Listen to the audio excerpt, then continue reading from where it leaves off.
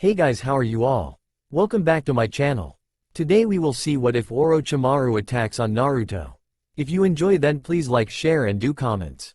You, monster. Those two words, mere shadows in memory, echoed through the dejected boy's head as he slowly packed his belongings. As he looked around his almost empty apartment, his eyes lingered over the remaining decorations. The alarm clock that never woke him up for important missions, the pile of his favorite ramen cups sitting in the corner, but most importantly, the picture of Team 7. With a sigh, a dejected Uzumaki Naruto left the room and headed out into the Konoha night towards the village gates.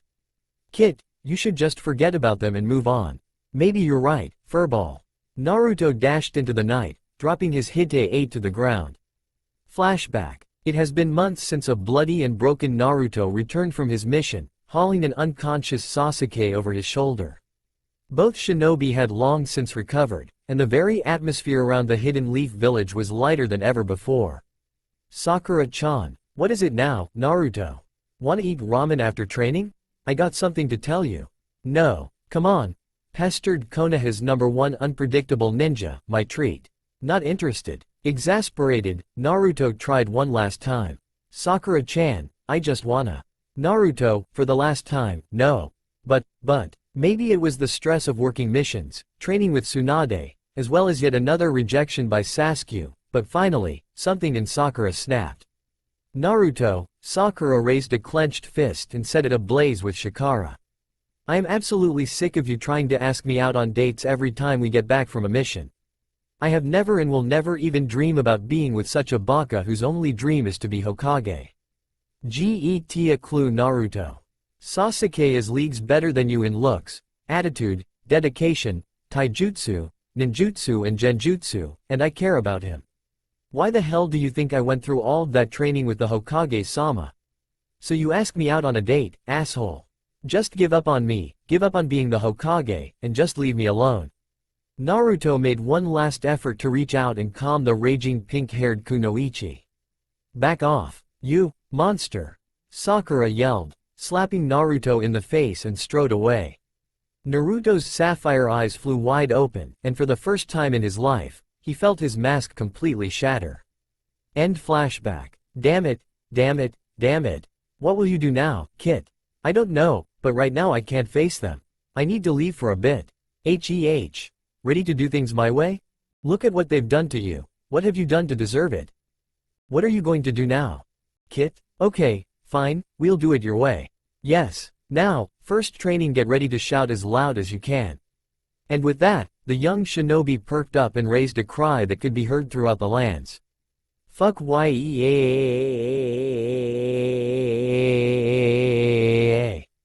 Inside Konoha, Tsunade looks up, grumble, stupid hangover. Hinata turns over in her sleep. Harder, Naruto. Lee jolting up from bed, Yosh. The springtime of youth waits for nobody. At the village gates, a Kunoichi bent down to pick up the abandoned Hite-8. Oh, Naruto-kun.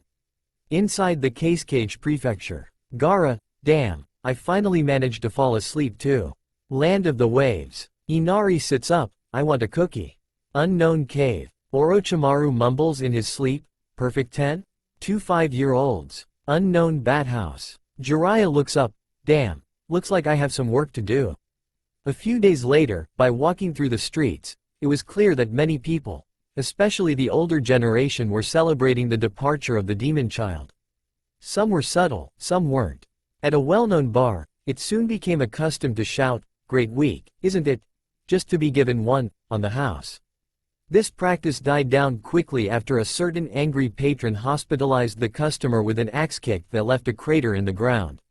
The Konoha 12 continued with their regular lives. They were trained professionals, as was he. There was nothing to be done.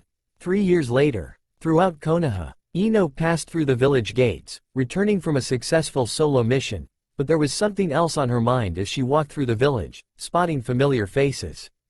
Hinata was able to finally gain acceptance as the Hyuga heiress. Kiba was still a pervert, but had finally come to view Hinata as a sister, so he stopped hitting on her. Shino was himself. Neji was growing more irritable, but was no longer blaming things on fate. Tenten could be seen wiping away tears now and then, but largely trained with a renewed focus.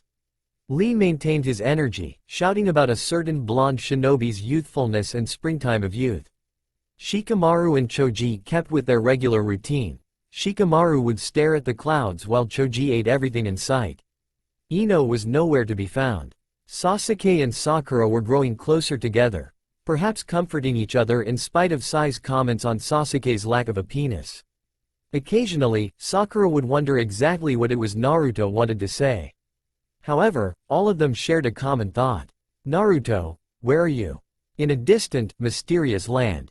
ACHO. Bless you. One more year later. In the middle of nowhere.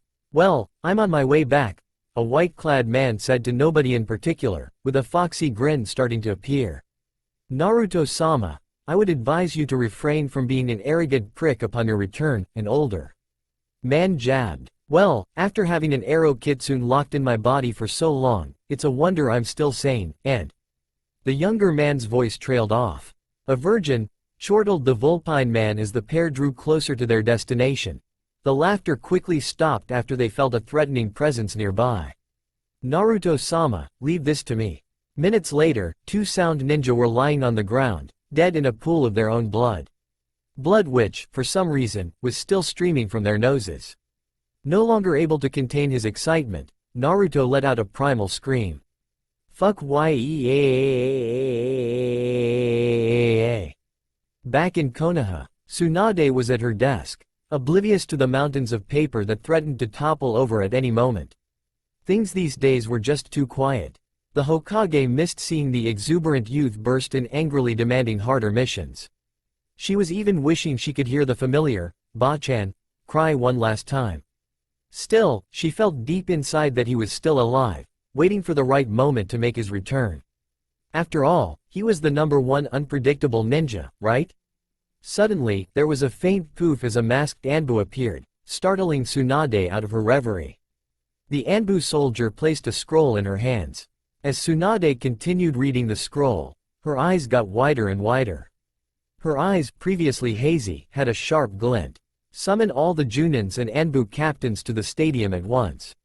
5 minutes later, Tsunade was standing in front of the pride of Konoha, the elite force that had obtained the greatest respect of all the hidden villages, where she made a startling announcement. It appears that a terrible situation has risen. Orochimaru has returned. There was a noticeable shiver through the shinobi.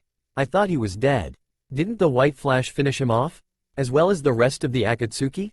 Tsunade raised a hand to quell the voices. And that's where our troubles start. The Akatsuki are also back, and have joined forces with Orochimaru. They are currently making their way to Konoha and will be here in 3 days. We will now be commencing emergency defensive procedures. Dismissed. With that, the shinobi split off to their respective stations. Tsunade heaved a sigh. Oh brat, please hurry back. Loud shouts and explosions could be heard over the constant clang of kunai and shuriken. At each front, the Konoha ninja seemed to be holding up well, in spite of the massive onslaught of sound ninja. Lee and Guy were back to back, surrounded by a steadily increasing pile of bodies. For once, the two were no longer thinking about youthfulness, or pulling strange sunset genjutsu. A trio of foolish sound chunin jumped into the fray, brandishing katana.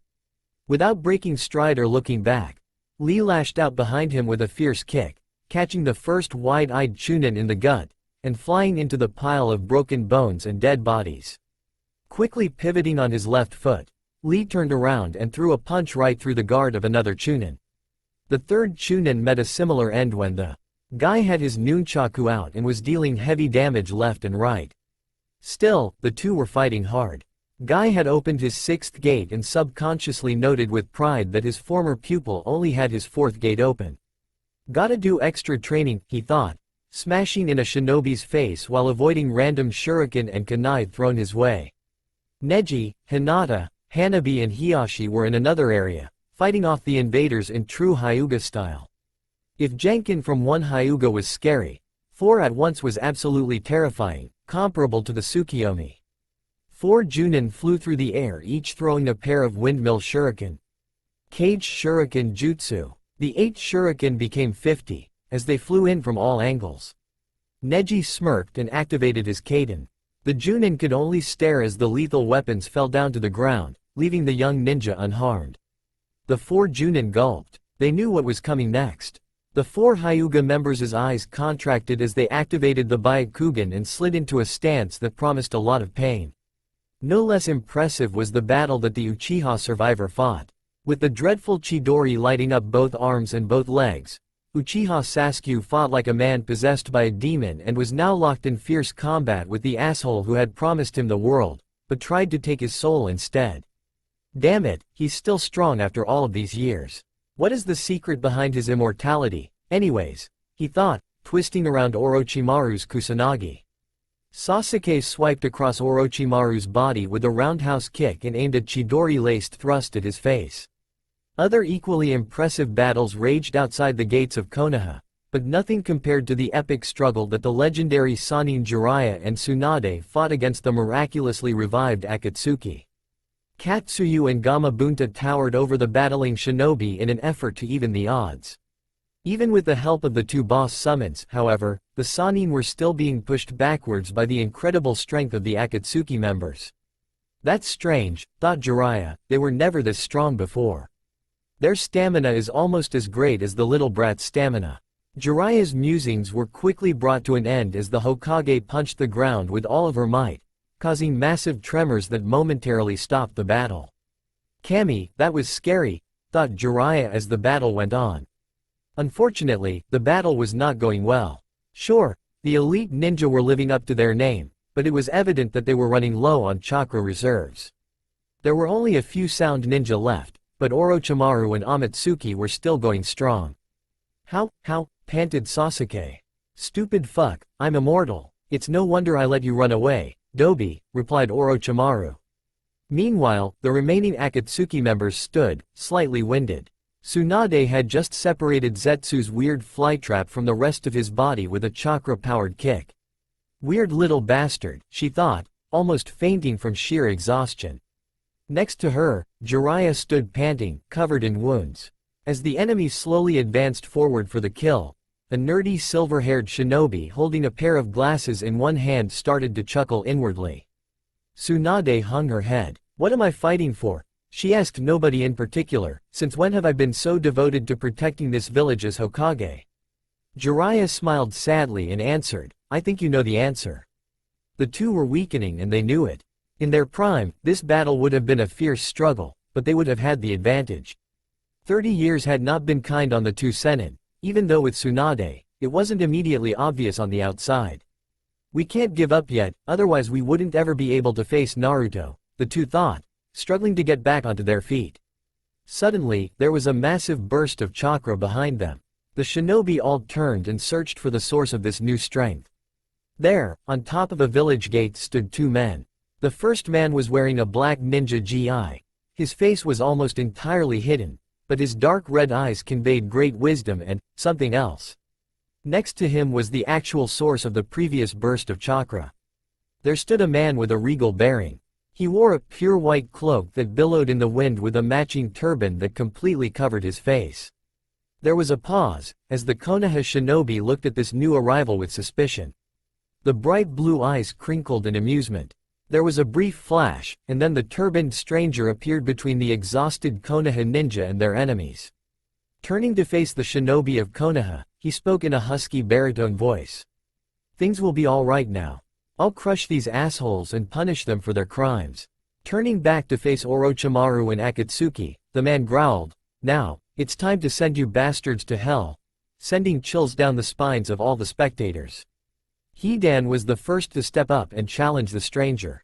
The shinobi in white smirked and proceeded to go through a series of complicated seals that nobody watching knew.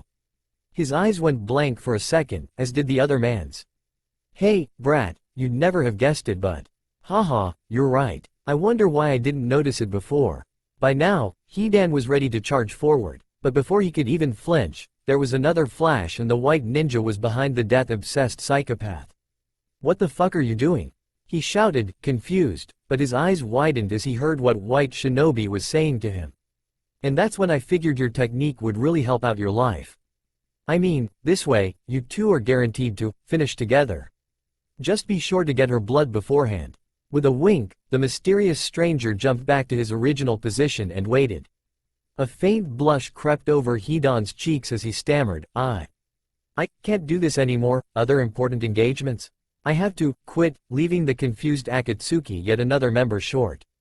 As realization of their opponent dawned on some of the enemy, a couple more antagonists stepped up to fight, but the rest blanched and disappeared, leaving the Konoha ninja even more confused as to what was going on. Orochimaru and Kabuto were the only ones left standing, somewhat bewildered at the sudden betrayal. The two slowly inched their way forward, but stopped as they saw the white-clad warrior's eyes turn crimson red, which went unnoticed by everybody except for Orochimaru and Kabuto. There was a brief pause before the shock registered on their faces. The white shinobi flashed through a series of hand seals so fast, Kakashi and Sasuke blinked their eyes, wondering if they were seeing double. Hidden technique. Return to youth. Oh shit, thought Orochimaru as he pissed his pants. What the fuck, thought Kabuto. Naruto focused for a moment, his jutsu lighting the area momentarily before he smiled. He was pleased at this new technique.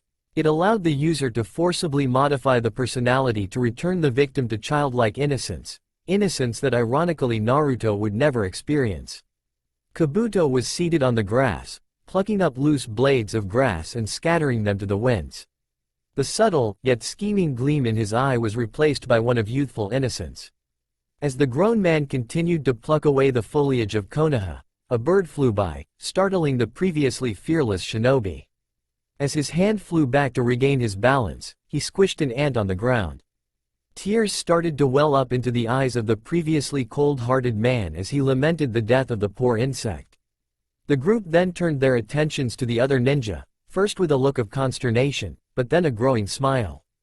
Orochimaru dropped Kusanagi as a butterfly flew by. Pretty, he murmured, chasing the harmless creature around the battlefield.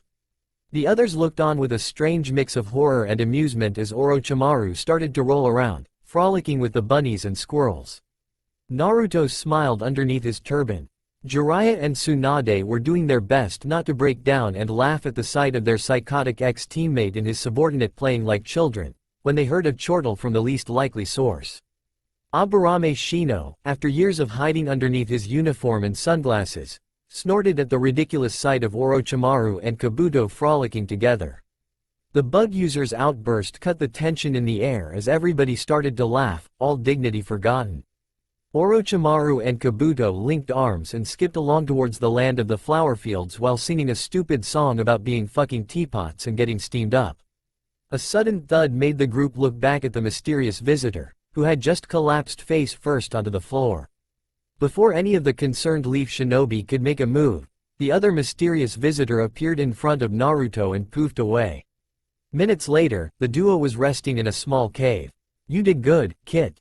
Thanks. The village was in an uproar, as Anbu officers were sent left and right to look for the unknown pair.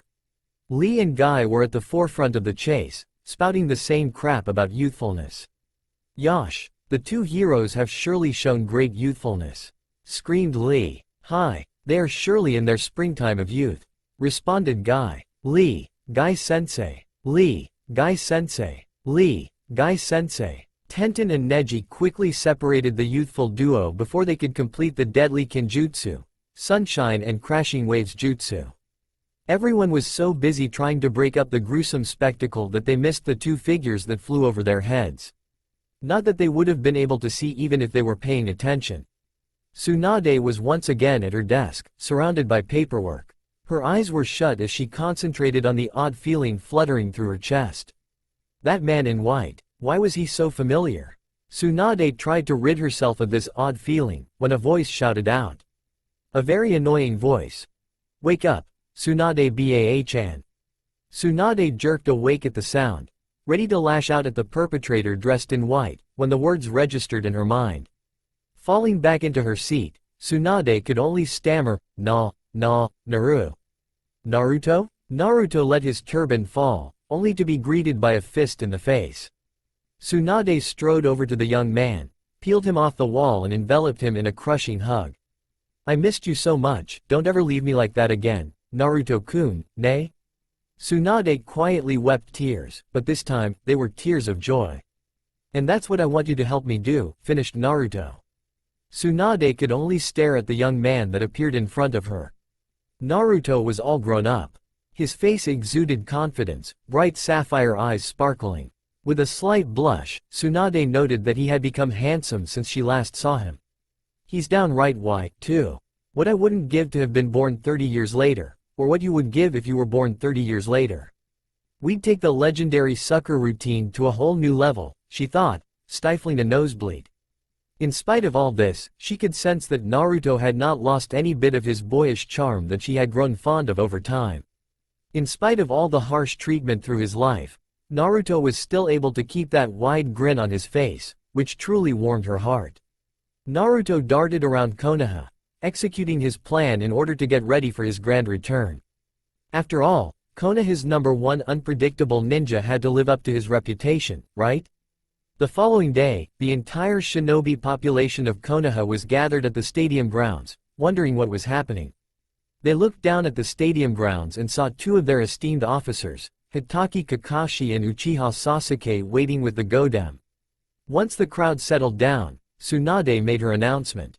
I know you are all aware that we most likely would not have won the battle a few days ago had it not been for the assistance of two mysterious strangers. Since then, I have talked with the one in white, and I have agreed to make him and his companions Konoha nin in return for the great service they have done for us. You are therefore gathered to witness the entrance examination, which will determine the rank of our newest shinobi. This will be a match between a team of Hitaki Kakashi and Uchiha Sasuke versus the White Flash. There was a murmur of surprise, as the shinobi couldn't fathom who would be insane enough to challenge two of the best shinobi to a fight at the same time.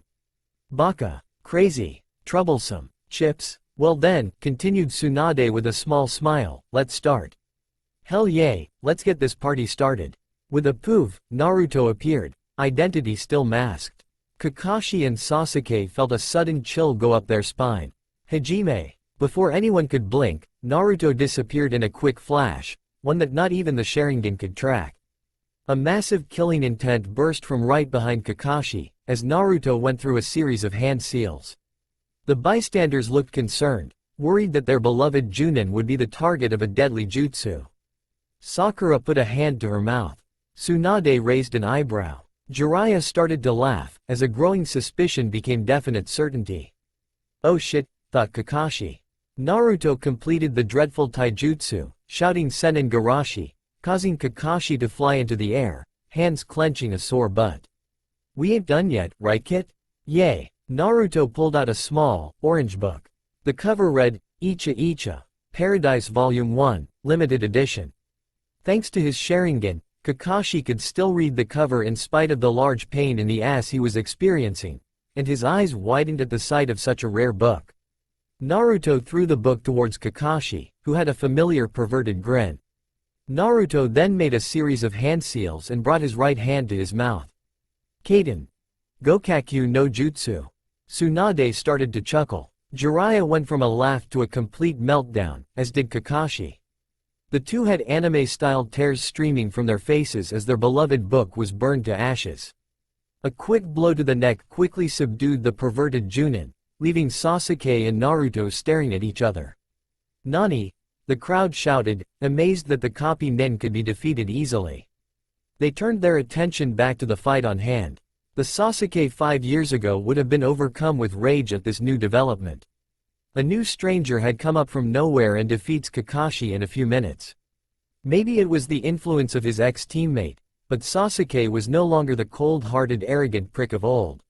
Sure, he wasn't a bundle of unbridled energy, and sure, he often snuck sidelong glances at Sai once in a while, but he was no longer the broody teenager that ran away crying when Naruto proved to be the stronger man. Settling into the famous Uchiha Taijutsu stance, Sasuke prepared to launch an assault. The strongest Uchiha charged into battle as onlookers drew a breath. The crowd was in awe. It had already been an hour, and neither combatant looked ready to give up. Sasuke had been hard-pressed to unleash a wide array of ninjutsu, only to find them countered by an even greater force each time. Finally, Sasuke had reached the limits of his patience, performing a series of hand seals. Sasuke lit up his arms and legs in the familiar Chidori. Sasuke prepared his self-created taijutsu style, Chidori Jutsu. Getting serious now, aren't we, Sasuke-chan? Naruto taunted, much to Sasuke's chagrin. The pride of Konoha leapt into action once more, and the two engaged in a deadly dance. Jiraiya took out a new notebook, mumbling to himself about branching out as an action thriller writer. Sasuke would lash out a Chidori-laced chop to Naruto's neck, but was surprised to see Naruto arch backwards into a bridge.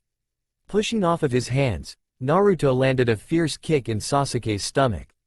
Recovering, Sasuke was able to slip past Naruto's guard and sweep his leg underneath Naruto, forcing our hero to jump into the air. Sasuke smirked as he followed Naruto's journey. Systematically, Sasuke began to attack Naruto's vital points, cutting tendons and tearing through muscle. Some of the younger genin were shocked at the brutality with which the battle was fought and passed out right away. Sasuke led up on the assault to give the challenger a chance to recant. You have fought a fine battle, one worthy of my respect.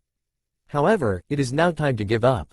Yield now. To the surprise of almost everyone, the alabaster ninja managed to get back onto his feet once again, panting hard and clutching his left arm. I can't give up, he said, I never go back on my word, and I never give up. This is my Nindo. With this declaration, Sasuke's eyes narrowed. Only one man is able to truly say that. Never defile those words. With a roar and a blazing Sharingan, Sasuke shot forward, with the Chidori focused on his right hand. Where have I seen this before? Thought Naruto with a hint of irony. With that, Naruto moved to intercept the Uchiha. A multicolored ball of chakra started to swirl around his right hand. Oh ho, thought Jiraiya, chuckling, the Gaki actually did it. Tsunade's eyebrows were raised to the point where they started to retract into her hair. No way. Meanwhile, the onlookers watched with great anticipation. As they drew closer, there was a look of sheer determination on Naruto, while Sasuke started to feel a tiny bit of doubt creep into the back of his mind. Kinda familiar, huh? Shouted Naruto, raising the arm containing the completed Rasengan.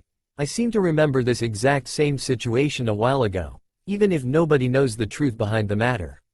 The shock on his face made Sasuke slow down and lower his hand just a bit. Naruto retracted the Rasengan and looked Sasuke in the eye. However, Sasuke was moving too fast and was unable to react. Tsunade gasped in horror as she watched Sasuke plunge his fist into Naruto's heart. Hey, smirked Naruto. With a poof, the cage bunshin vanished into thin air. Tsunade let out an inaudible sigh of relief and looked about for the real shinobi. Up in the stadium, a concession stand vendor looked on in surprise as the man who was supposed to be fighting was running around looking for some ramen. Suddenly, the man shuddered and disappeared in a flash, leaving the mystified vendor with a bowl of uneaten ramen. Back on the battle turf, Sasuke tried to collect thoughts and composure when Naruto made his reappearance. Damn it, thought Sasuke, I'm running low on chakra, and if this guy is who I think he is, then I'm in trouble. The fight resumed, but it was clear that Sasuke was at a disadvantage. His movements were slower, and he looked short of breath. Finally, Naruto vanished in a flash only to appear behind Sasuke. A quick blow to the back of the head brought Sasuke to his knees. Naruto then pulled out a scroll and summoned a pair of daggers, one as white as snow and the other as black as night. Naruto reached down and lowered the white one to Sasuke's eyes. With a flash, the dagger quickly flashed across Sasuke's forehead, leaving a gash across Sasuke's hide. Told ya I could do it on my own. Sasuke's eyes opened even wider as he recalled the defining moment. Flashback. You can't even scratch my hide, smirked Sasuke as the two prepared to battle. End flashback. Nah, Naruto, you're back, gasped Sasuke as he fell unconscious. Naruto reached up, untying the turban, letting the white cloth fall to the ground. There was a large chorus of gasps and shouts as the spectators started to recognize Konoha's #1 unpredictable ninja. Kai, shouted many shinobi, checking to make sure they were not under genjutsu. Naruto snickered. I thought that you guys wouldn't believe that I'm actually Naruto, so I planned a couple of things in advance that should assure you that I am indeed Naruto. Now, if you could all take a look up at the Hokage monument, I believe that you will see something Konoha hasn't seen in quite a while. The shinobi followed Naruto's gaze to the Hokage monument, and were shocked to see that the faces were covered in graffiti once more. Iruka slapped his forehead and sighed. That's Naruto, alright. There was still a bit of doubt in some of the other shinobi's eyes, especially those that did not know that Naruto was responsible for the famous Hokage makeover of many years ago. I know what some of you are thinking, that this isn't enough to show that I'm the real deal, declared Naruto, so I took the liberty of preparing something else that should prove my identity. Now, if you would all follow me. Naruto led the group along the familiar road to Ichiraku's ramen, where 50 bowls were already laid out. When they got there, most of the shinobi started to grin. Naruto's insane appetite for ramen, especially Ichiraku's, was well known among the shinobi. Now, what exactly is he planning to do? The crowd wondered. Now, you all are wondering, what exactly do I plan to do with all this ramen, right? Naruto smirked as Teuchi and Ayame started to dish out bowls of ramen. This here is a test of my love of ramen, as well as my improved skills these past few years. You see, while I was busy training, I traveled the lands, visiting many ramen vendors, but none of them could compare to the heaven that is Ichiraku. Here, Teuchi rubbed the back of his head and Ayame blushed a little. One day, when I was meditating, I realized that my method of ramen consumption was a bit crude. All of the shinobi who had ever watched Naruto eat sweat dropped at that. Then, one day, I was struck with a sudden inspiration, a stroke of genius if I do say so myself. Indeed, this is a skill that will be of great use when I finally become Hokage. I wanted to save the honors of testing this out until I got back to Ichiraku's. So everybody, pay very close attention. Naruto made a cross with his fingers and performed what has now become the most overused jutsu in his life. Kage Bunshin no Jutsu. 50 Naruto clones sat down and pulled out a pair of chopsticks, shouting, "Itadakimasu." The Bunshins rapidly finished their bowls of ramen, slamming the bowls down with a content sigh at the same time. After all of the Bunshins poofed out of existence, Naruto gave a contented sigh. Man, it really does feel like I've eaten 50 bowls of ramen. All of the shinobi's mouths hit the floor as Sakura punched Naruto in the gut. You called us here just because you found a faster way to eat your fucking ramen? Is this what you spent the last 4 years doing? Haruno-san, what did you do that for? Sakura shuddered at the cold manner Naruto used to address her. For your information, this idea was true brilliance. Now I don't have to wait as long to eat all of my ramen, and I still get the same amount of enjoyment when it's all said and… He was cut off as Tsunade hit him in the face with a Chuck Norris roundhouse kick.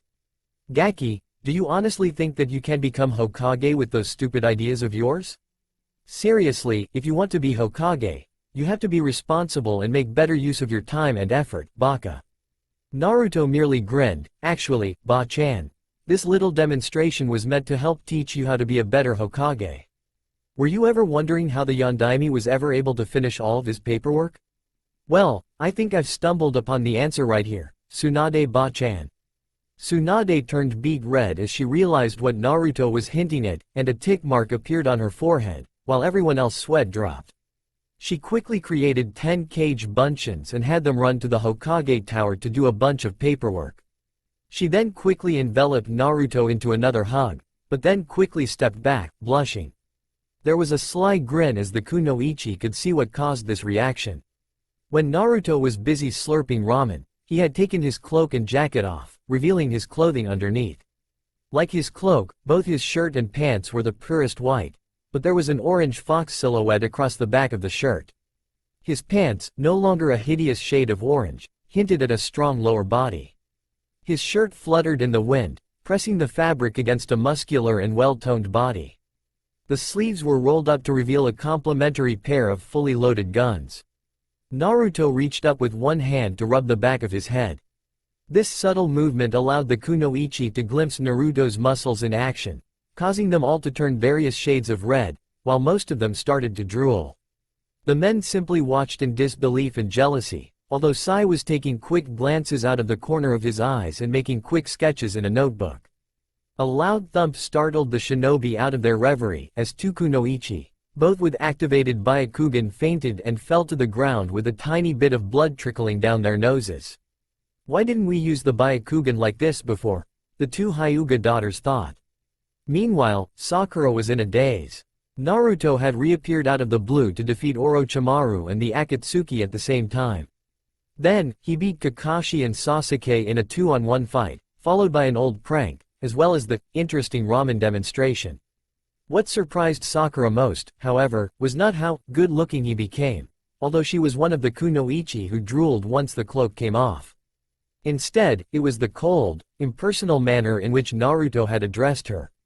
Sure, she had said some mean things to him during her last meeting, which probably led to his disappearance, but she still couldn't understand why Naruto was still bitter and distant, or the Hokage, for that matter. Flashback. You said what? Shouted Tsunade, furious. Sakura had just finished tearfully describing her final meeting with Naruto and was now trembling in fear at the sight of the Hokage. Tsunade could not believe her ears. She had always known that her apprentice had always been harsh with her favorite blonde, but the abuse that Sakura had laid on Naruto this time was uncalled for. She brought a hand down onto the desk, turning the heavy wooden desk into splinters, causing Sakura to sweat drop. It took all of her self-control to not empty her bladder as Tsunade opened her mouth once again, but this time instead of a yell, Tsunade spoke in an even voice. Haruno, Sakura shuddered at the chill in Tsunade's whisper, please leave this office at once. Sakura was gone faster than she could say, Kyuubi. The next day, Sakura was back in the Hokage's office, almost unable to hear what was coming next. And that's why I can no longer have you as my apprentice anymore.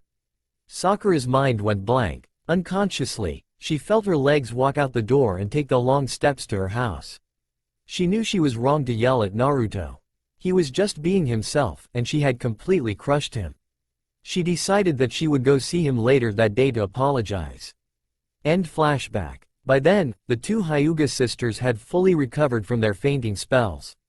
By then, the crowd had gotten over the shock and was now bombarding Naruto with questions and compliments.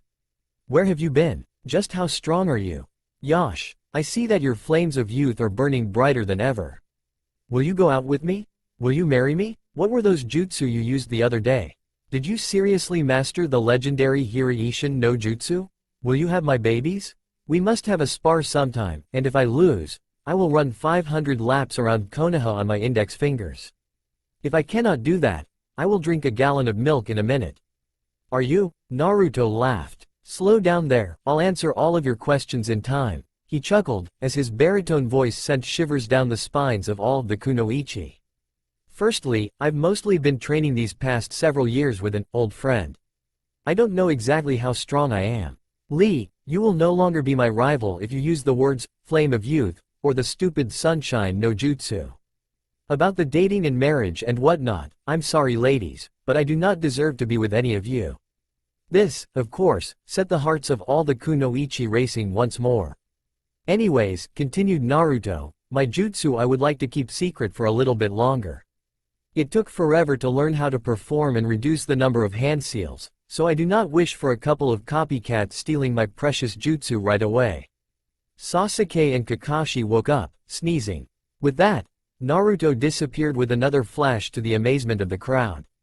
He's so cool, I wish I could have a boyfriend like him, sighed a young genin kunoichi, earning a few glares from the older kunoichi.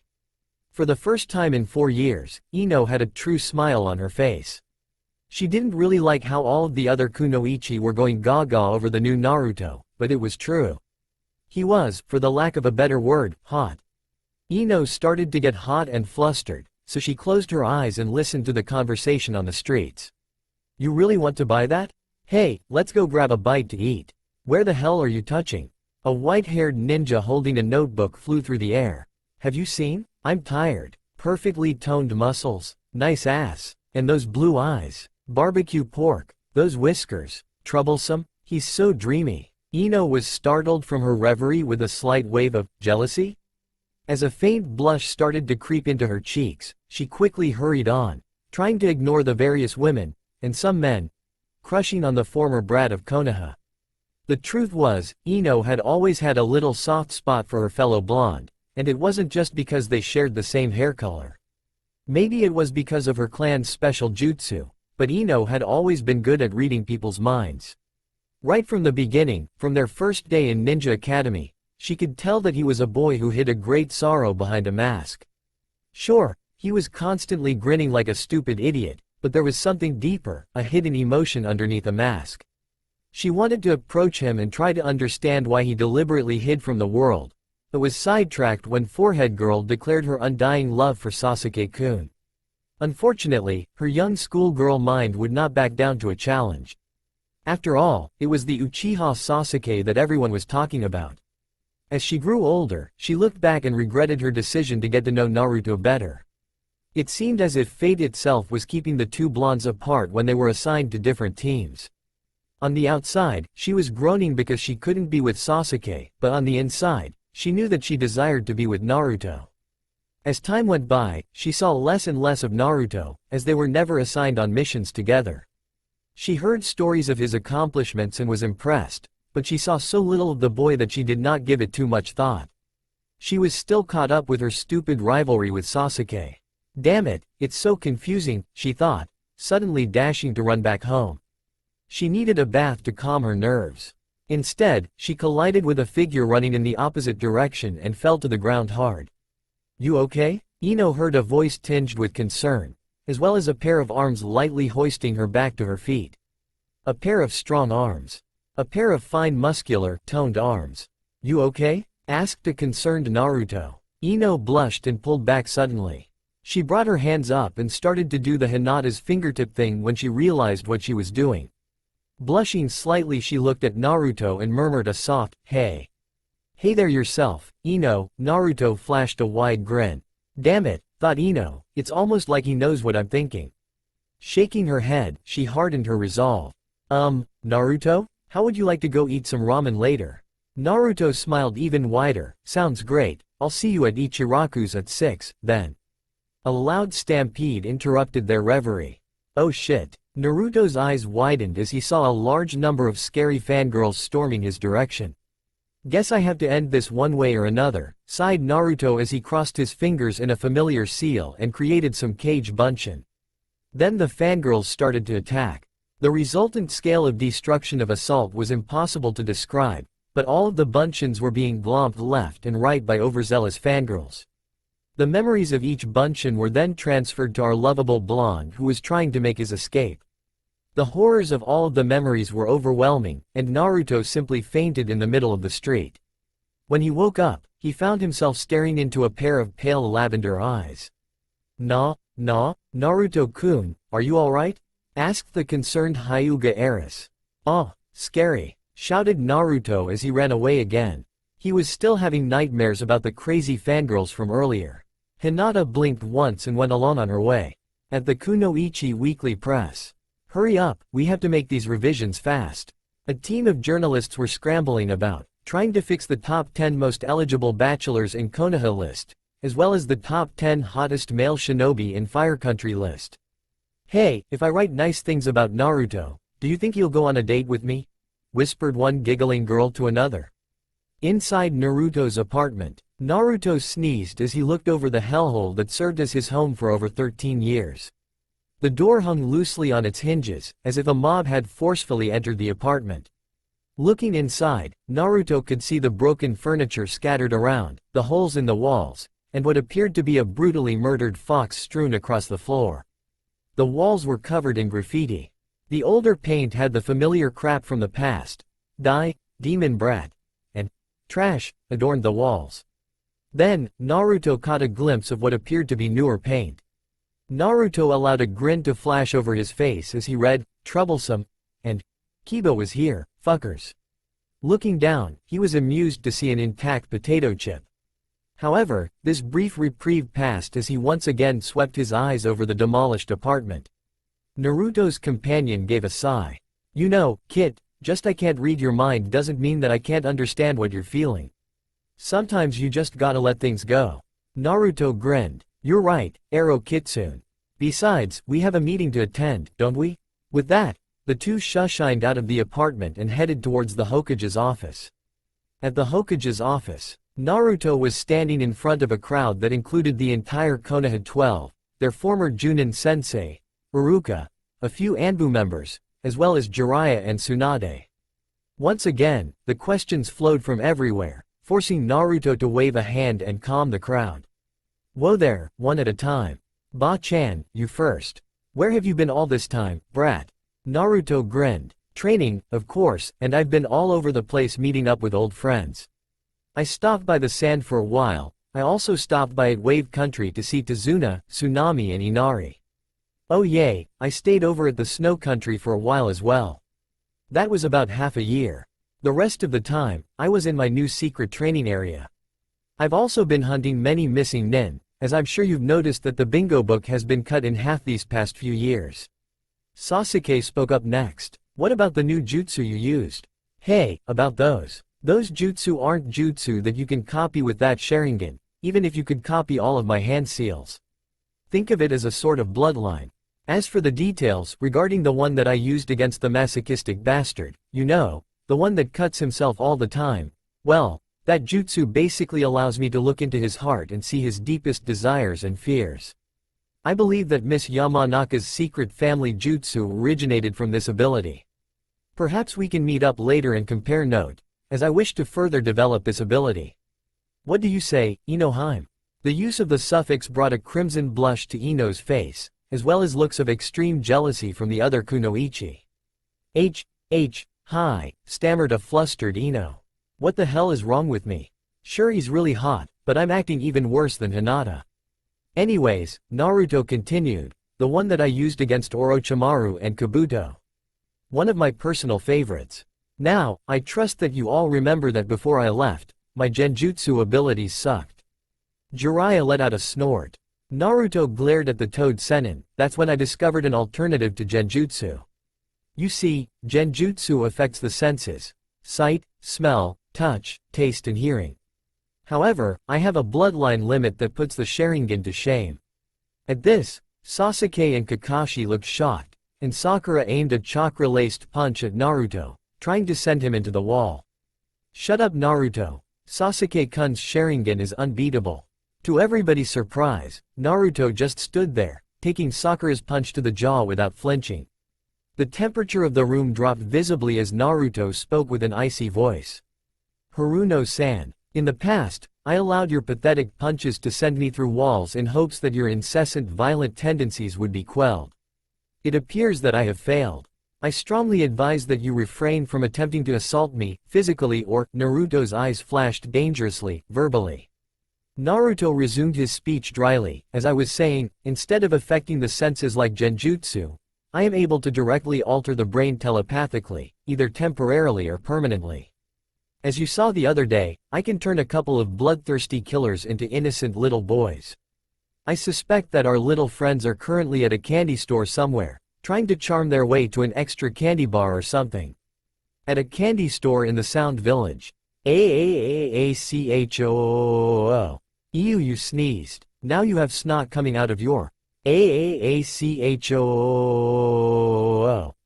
Naruto's eyes seemed to zone out momentarily, but then he snapped back to reality with a grin and looked toward Kurenai. The beautiful kunoichi spoke up firmly, "Hi, Naruto-kun," but couldn't keep the blush from appearing across her cheeks. Fortunately, this went unnoticed by everybody except for Anko, who smirked. So, she thought to herself, the Ice Queen of Konoha is starting to melt. Gotta remember to tease her for that later. Anyways, back to what I was doing. Anko licked her lips as she continued to imagine herself and Naruto together in the Forest of Death. Kurenai-sensei, I would be delighted if you would teach me the finer points of genjutsu, as I'm sure the similarities between my techniques and yours are sure to be beneficial to us both. I have never been formally trained in genjutsu, as all of my knowledge has come from within, so there are still lots of flaws with my jutsu. The way things are, the hand seals take too long to form, and it uses a ton of chakra. So what do you say, you help me out, and I'm pretty sure that I can help you out with any problems that you may be having. Naruto flashed his trademark foxy grin. By now, some of the kunoichi were fuming. First Ino and now Kurenai? Their own chances seemed to fade faster and faster as time went by. Anko's smile grew wider. Meanwhile, Kurenai did not completely trust her voice, so she just nodded her assent. Ahem, coughed Jiraiya. Gaki, I've been wondering something. The technique you used against Kakashi and Sasuke to get past them. You've learned the Yondaime's famous Hiraishin, haven't you? As Naruto laughed, the older shinobi's eyes widened, and the younger shinobi looked at each other in confusion. Well, when I read about it, I thought it would be a good jutsu to learn, so I set about creating my own set of three-pronged kunai. And that's when it hit me. The secret to the Hiraishin is simple. All you have to do is, the shinobi leaned forward, listening to every word. Haha, not telling, yelled the hyperactive blonde, as all of the other shinobi fell on their faces, anime style. Sasuke spoke up, what about that cage bunshin? It didn't disappear after I hit it with Chidori.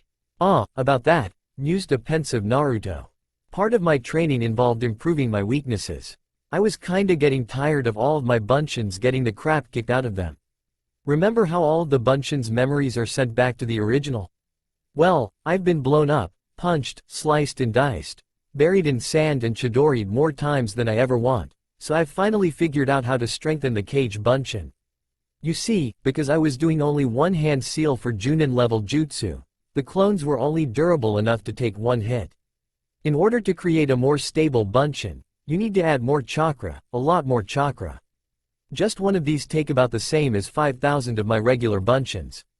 Quote, Anko licked her lips, thinking about the things she could do with a couple of these special bunshin. Kurenai and Ino had glazed eyes with a hint of a nosebleed. Yosh, his flames of youth are burning brighter than ever before.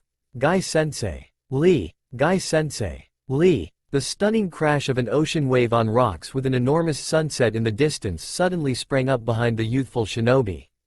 The crowd's sweat dropped at the destructive genjutsu and Kakashi was on the floor rolling after trying to copy the damned sunset and ocean technique. They all knew what was coming next, the dreaded tooth flash jutsu. Naruto reached around Ino's waist and untied her hide, causing Ino to blush once more. He used the reflective surface of the forehead protector to reflect the deadly rays away from the shinobi. The beams of light created by Lee and Guy's tooth flash no jutsu drilled into the walls, causing the others to sweat drop. Meanwhile, Hinata had finally worked up the courage to speak. Anyo, Naruto-kun, why did you leave Konoha in the first place? Sakura visibly paled at this, but Naruto simply deadpanned, Hina-chan. Sometimes you just need to get away for a while and resolve your issues within. Just as you have dealt with your own problems, I had a few demons of my own to sort out and purge. A couple of the older shinobi jerked involuntarily, but the younger shinobi didn't pay attention. Naruto clapped his hands with a soft smile. I think it's time for us to call it a day, regrettable as it is. Don't worry, I'll still be around if any of you want to talk, spar or play. Several kunoichi fainted at this. Tsunade Baan, Jiraiya-sensei, Iruka-sensei and Shizune Nichan, if you four could stay here for a second, please. I have something further to discuss. After the others shambled out, Anko and Kurenai had to be forcibly removed, and Naruto finished setting up soundproof seals around the office. Naruto turned to the remaining four. Now, I consider you four to be my family, so I have something very important to tell you about my travels. I'd like to introduce to you an old friend of mine, Kyuubi. The older man in sable from the other day stepped forward to the shock of the four observers. Iruka was the first to scrape his jaw off the floor. Kyuubi, as in the Kyuubi that was sealed inside of you? Jiraiya pulled out a kunai and Tsunade settled down into her combat stance as Kyuubi stepped forward. Kyuubi flashed a foxy grin. Don't worry about me. I have no ill intentions towards Konoha and its citizens, even if many of them have made Naruto's life a living hell. Furthermore, although I still remember all of my demonic techniques, I only have about one tail of power. Naru-chan here absorbed most of my powers and has been trained in all of my jutsu, which is why he is so damn powerful now. Jiraiya was the first to process this new information. So you're saying that Naruto now possesses 8 tails of power? No wonder why he beat Sasuke and Kakashi so easily. Kyuubi snorted, Baka. Tell them, Kit. Naruto chuckled and rubbed the back of his head. Actually Jiraiya-sensei, I'm a bit stronger than that, he said, causing the others to sweat drop. It appears that, in order to seal a demon, the container naturally develops enough chakra to overpower the demonic chakra. Without the furball's help, I am as powerful as Kyuubi was during the attack, and with it, I am strong enough to fight all of the other tailed demons to a standstill at the same time. Quote, still trying to recover from her shock, Tsunade managed to raise an eyebrow. So how exactly did you manage to release your dear friend? Last time I checked, it was impossible without killing you both. Well, I've been able to release Ero-sensei for a while now. If I create a cage Bunshin only using his chakra, then the Bunshin will be his Bunshin, complete with his knowledge and personality. However, as time went along, I started to absorb more and more of Ero-sensei's chakra. Things were pretty emotional as I started to absorb the ninth tail. Ero-sensei is really an awesome demon. Fortunately, because he had such little chakra left, I was able to physically separate both of us, leaving him with the chakra that he has now without causing harm to either of us. I think Dad put flaws in the seal on purpose for this exact reason. In fact, I'm sure of it. Jiraiya spoke up once again. Not that I don't mind, but why do you call the Kyuubi Ero-sensei? I thought I was Konoha's #1 super pervert. What happened to Ero-senin? Naruto and Kyuubi laughed at this. Kid, you and I are gonna go on a trip together. You still have much to learn, and it has been a while since I have taken on an apprentice. Jiraiya's face contorted into a lecherous grin. The two perverts jumped out the window with appropriately perverse grins. "Aw, damn," muttered Naruto. "I was hoping they'd stay a little longer. Why do you guys look so shocked? I mean, all of my teachers have been perverts. Iruka-sensei and Oji-san couldn't handle my Wai no Jutsu when I was just a kid. Ebisu-sensei was a closet pervert. Kakashi-sensei would read porn all the time and Jiraiya-sensei would stop by the brothels at every town we visited." At this, Iruka blushed while Tsunade and Shizune's sweat dropped. "One final thing, I think it's about time that I step up and take my inheritance, nay?" Naruto rummaged through the desk before pulling out a small, golden key. "Can't wait to see what Dad's house looks like." With a foxy grin and a bright white flash, Naruto disappeared, leaving the remaining three flabbergasted. Tsunade pulled out a bottle of sake. "I'm gonna need this, so don't even try taking this away, Shizune." To Tsunade's surprise, Shizune pulled out her own bottle and Iruka took out yet another. "Bottoms up," they mumbled, downing the sake straight from the bottle. It was the greatest revival of fangirl dom in Konoha's history. After the realization that Sasuke and Sai were gay, only the creepy yaoi fangirls had anything to celebrate, and even then, it wasn't as fun when they were actually gay. Now that an unattached Naruto had burst onto the scene, love-struck village girls and kunoichi alike were swarming Konoha. It was as if a new light had swept through the village, in the form of our favorite hyperactive blonde. Perhaps the happiest civilian in Konoha at the moment was Tucci, owner of Ichiraku's ramen stand. When Naruto left, business went down by more than half. The Konoha 12 and their sensei would drop by now and then, but things were never the same without the hyperactive blonde ninja.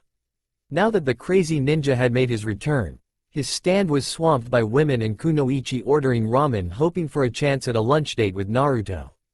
This rapid influx of the female population naturally attracted perverts like Kiba, Kakashi and Jiraiya, who also bought ramen to have an excuse to ogle the women. This made Tucci very happy just watching all the Ryo flow into his wallet. However, what really made Tucci happy was that Naruto was finally being accepted by the community that had shunned him for now. Having served ramen for the demon container for many years, Tucci had come to view Naruto as much more than a valued customer.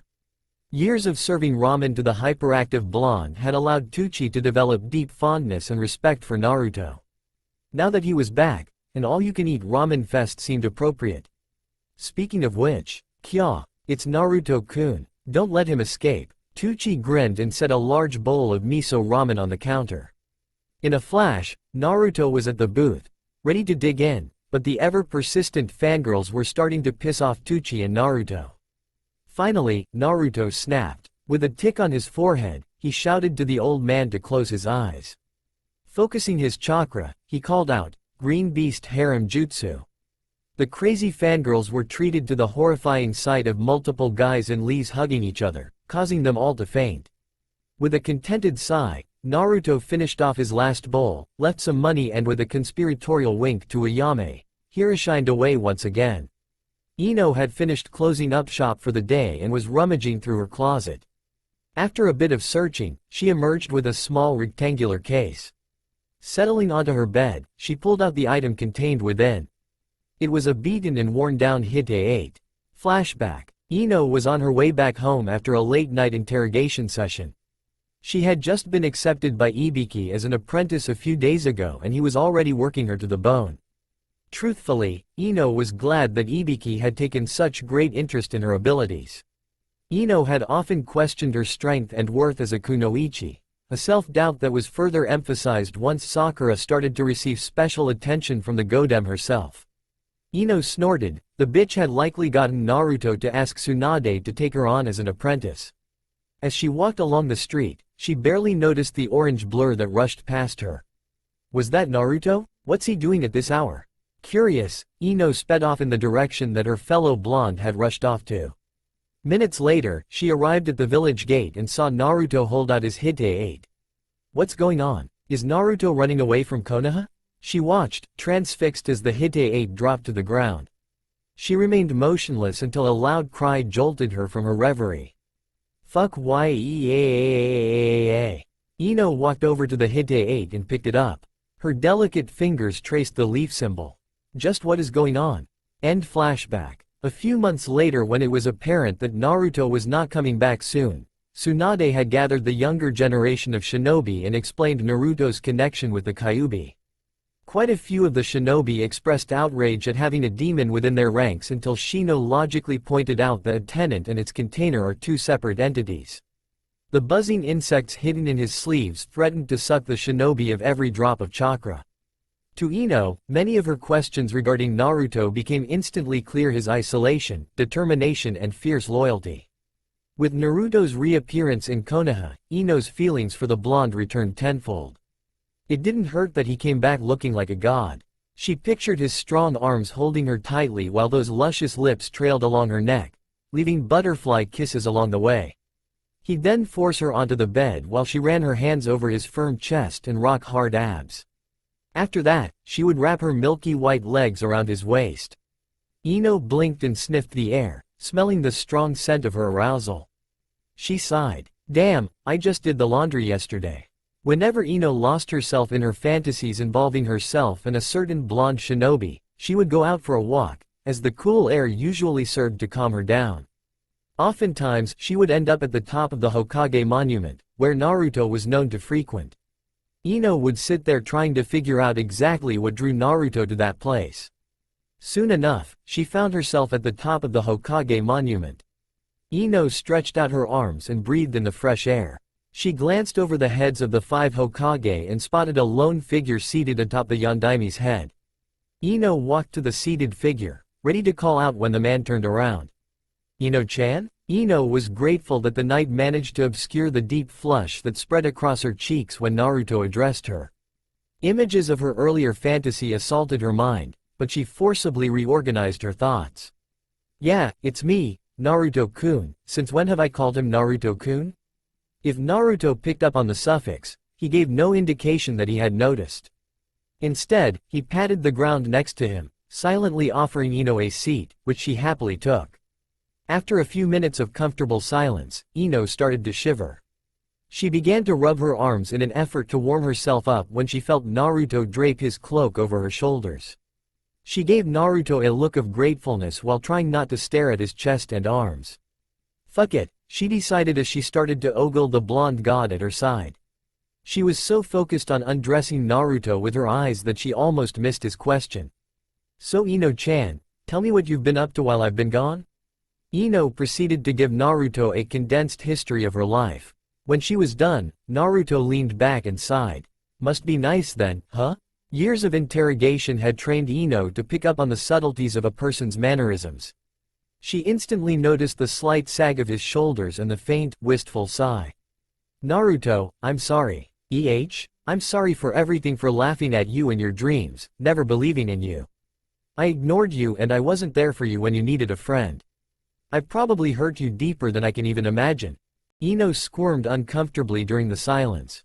Finally, Naruto replied, so you know about the fox, then? It wasn't a question, but Ino still nodded. Naruto laid back with his arms folded behind his back and eyes closed. It really hurt, Ino-chan. The feeling of being alone, having nobody to turn to for encouragement and constantly having your dreams thrown in your face is the worst thing in the world. I remember everything that has happened to me. All of the beatings, the hateful glares and whispers, everything. Ino hung her head in shame, berating her younger self for her stupidity. Thank you, Ino-chan. Huh? Ino-chan, you are the second person to ever apologize to me, after Iruka-sensei. It really means a lot to me. I forgive you. Ino bowed her head, a light blush adorning her beautiful features. SSS. So what are you going to do now, Naruto-kun? Naruto sat back up and sighed. I don't know, Ino-chan.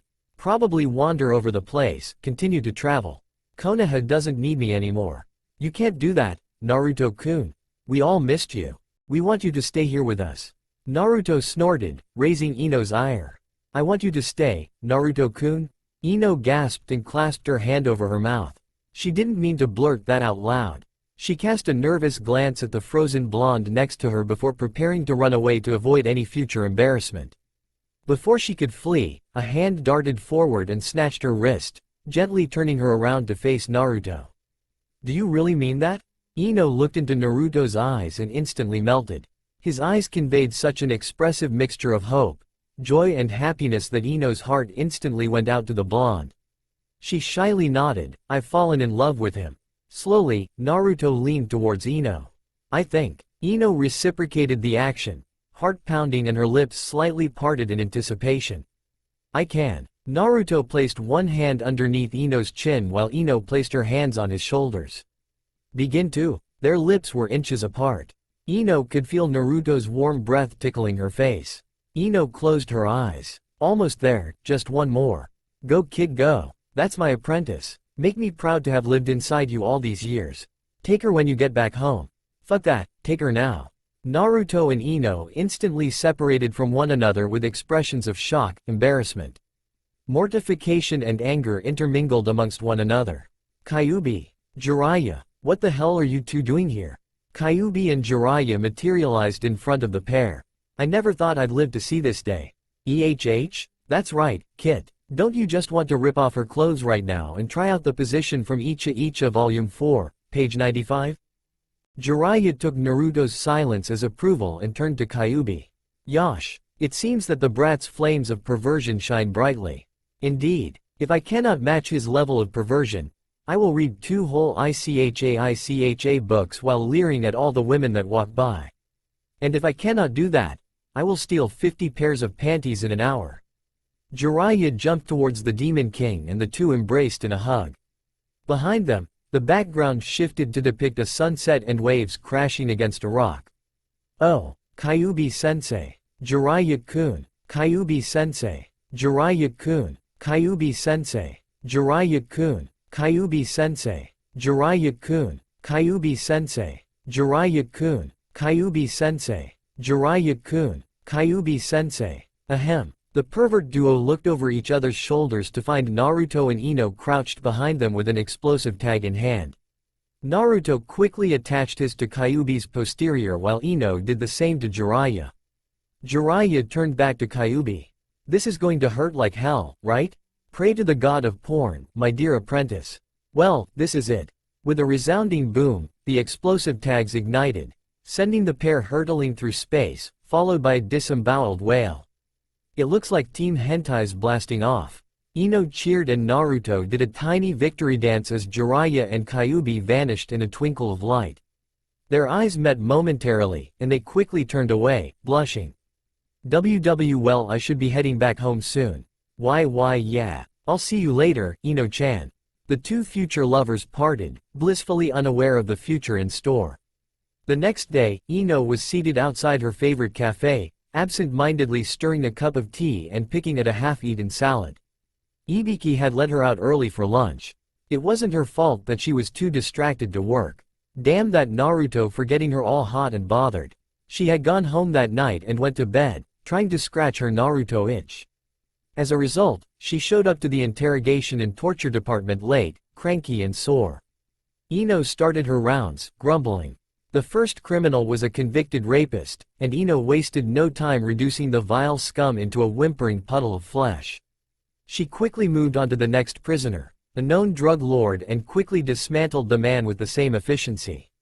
Ibiki watched on in a strange mixture of horror and pride as his apprentice systematically broke down all of the hardened criminals in custody. However, Ibiki felt that it was necessary to intervene when a blood-stained and slightly maniacal Ino stalked towards a terrified teenager convicted of shoplifting. After kindly suggesting that Ino run home for a shower as well as an early lunch, Ibiki decided to be the nice guy and let the teen leave. He probably needed a change of pants, judging from the putrid odor coming from his direction. Ino was roused from her musings when she heard a soft rumbling in the distance. A white flash lit up the streets, after which a panicked Naruto could be seen. What the hell? Hey, Ino-chan, you have to hide me, quick, the fangirls are after me. Naruto? That's the first thing you say to me? Where are your manners? Hurry, Ino-chan, hide me, they're trying to rape me. Ino looked Naruto up and down. He certainly looked fuckable, wearing that tight muscle t-shirt and pants that accentuated that nice, firm. Ino quickly quashed the sudden urge to rape Naruto in the middle of the street with everybody watching. Instead, she threw Naruto underneath her table, much to Naruto's relief. Naruto's relief changed to embarrassment as he soon realized that he had a clear view of Ino's baby blue panties. I wonder if Ino is wearing a matching bra, damn you, Ero-sensei, Ero-senin. Somewhere in the sky, Jiraiya and Kyuubi sneezed, sending them flying further away. Naruto moved to crawl out from underneath the table to avoid further embarrassment, but immediately ducked back underneath the table when he spotted a large group of girls prowling around, similar to a bunch of foxes searching for a rabbit. A fucking hot rabbit. That was close, thought Naruto before a hand reached underneath the table and violently jerked him from underneath. After Ino had thrown Naruto underneath the table, she concocted an impromptu plan. She uncrossed her legs and slightly parted them, hopefully giving Naruto an eyeful. She was about to trail one hand along her thigh, when a voice interrupted her thoughts. Yamanaka-san, I like you. Please go out with me. Ino looked up to see a village boy with his head bowed, holding out a bouquet of flowers that she had arranged for the boy the day before. Stupid bastard. She slapped the fool in the face. You ass, I arranged that for you. You don't give a girl the flowers that she arranged and ask her out. Besides, I already have a boyfriend. Oh? Who? Fuck. He might be persistent, but he's still a bastard. Hardening her resolve, she reached under the table and pulled Naruto out. The other boy's eyes narrowed. I don't believe you. What was he doing under there? Ino quickly answered, scratching an itch I had. Neither of the boys missed the innuendo, but the villager quickly regained his composure. So a lunch date, huh? Yeah, we were eating together before you interrupted us. I only see one meal on the table. What about your boyfriend? Ino smirked. He was eating, trust me. I know he's eagerly anticipating dessert. By then, Naruto's brain had already crashed as visions of Ino removing her baby blue underwear assaulted his mind. Still, the villager was persistent, so Ino decided to take charge. You want proof, huh? Then watch this. She grabbed the back of Naruto's face and mashed her face into his, sucking his face off. Ino then grabbed his hands and tried to place them at the small of her back, but Naruto's hands slipped a bit and landed on her ass. The shock of felling a woman's posterior for the first time caused Naruto to clench his hands and squeeze Ino's butt, eliciting an erotic moan from the kunoichi.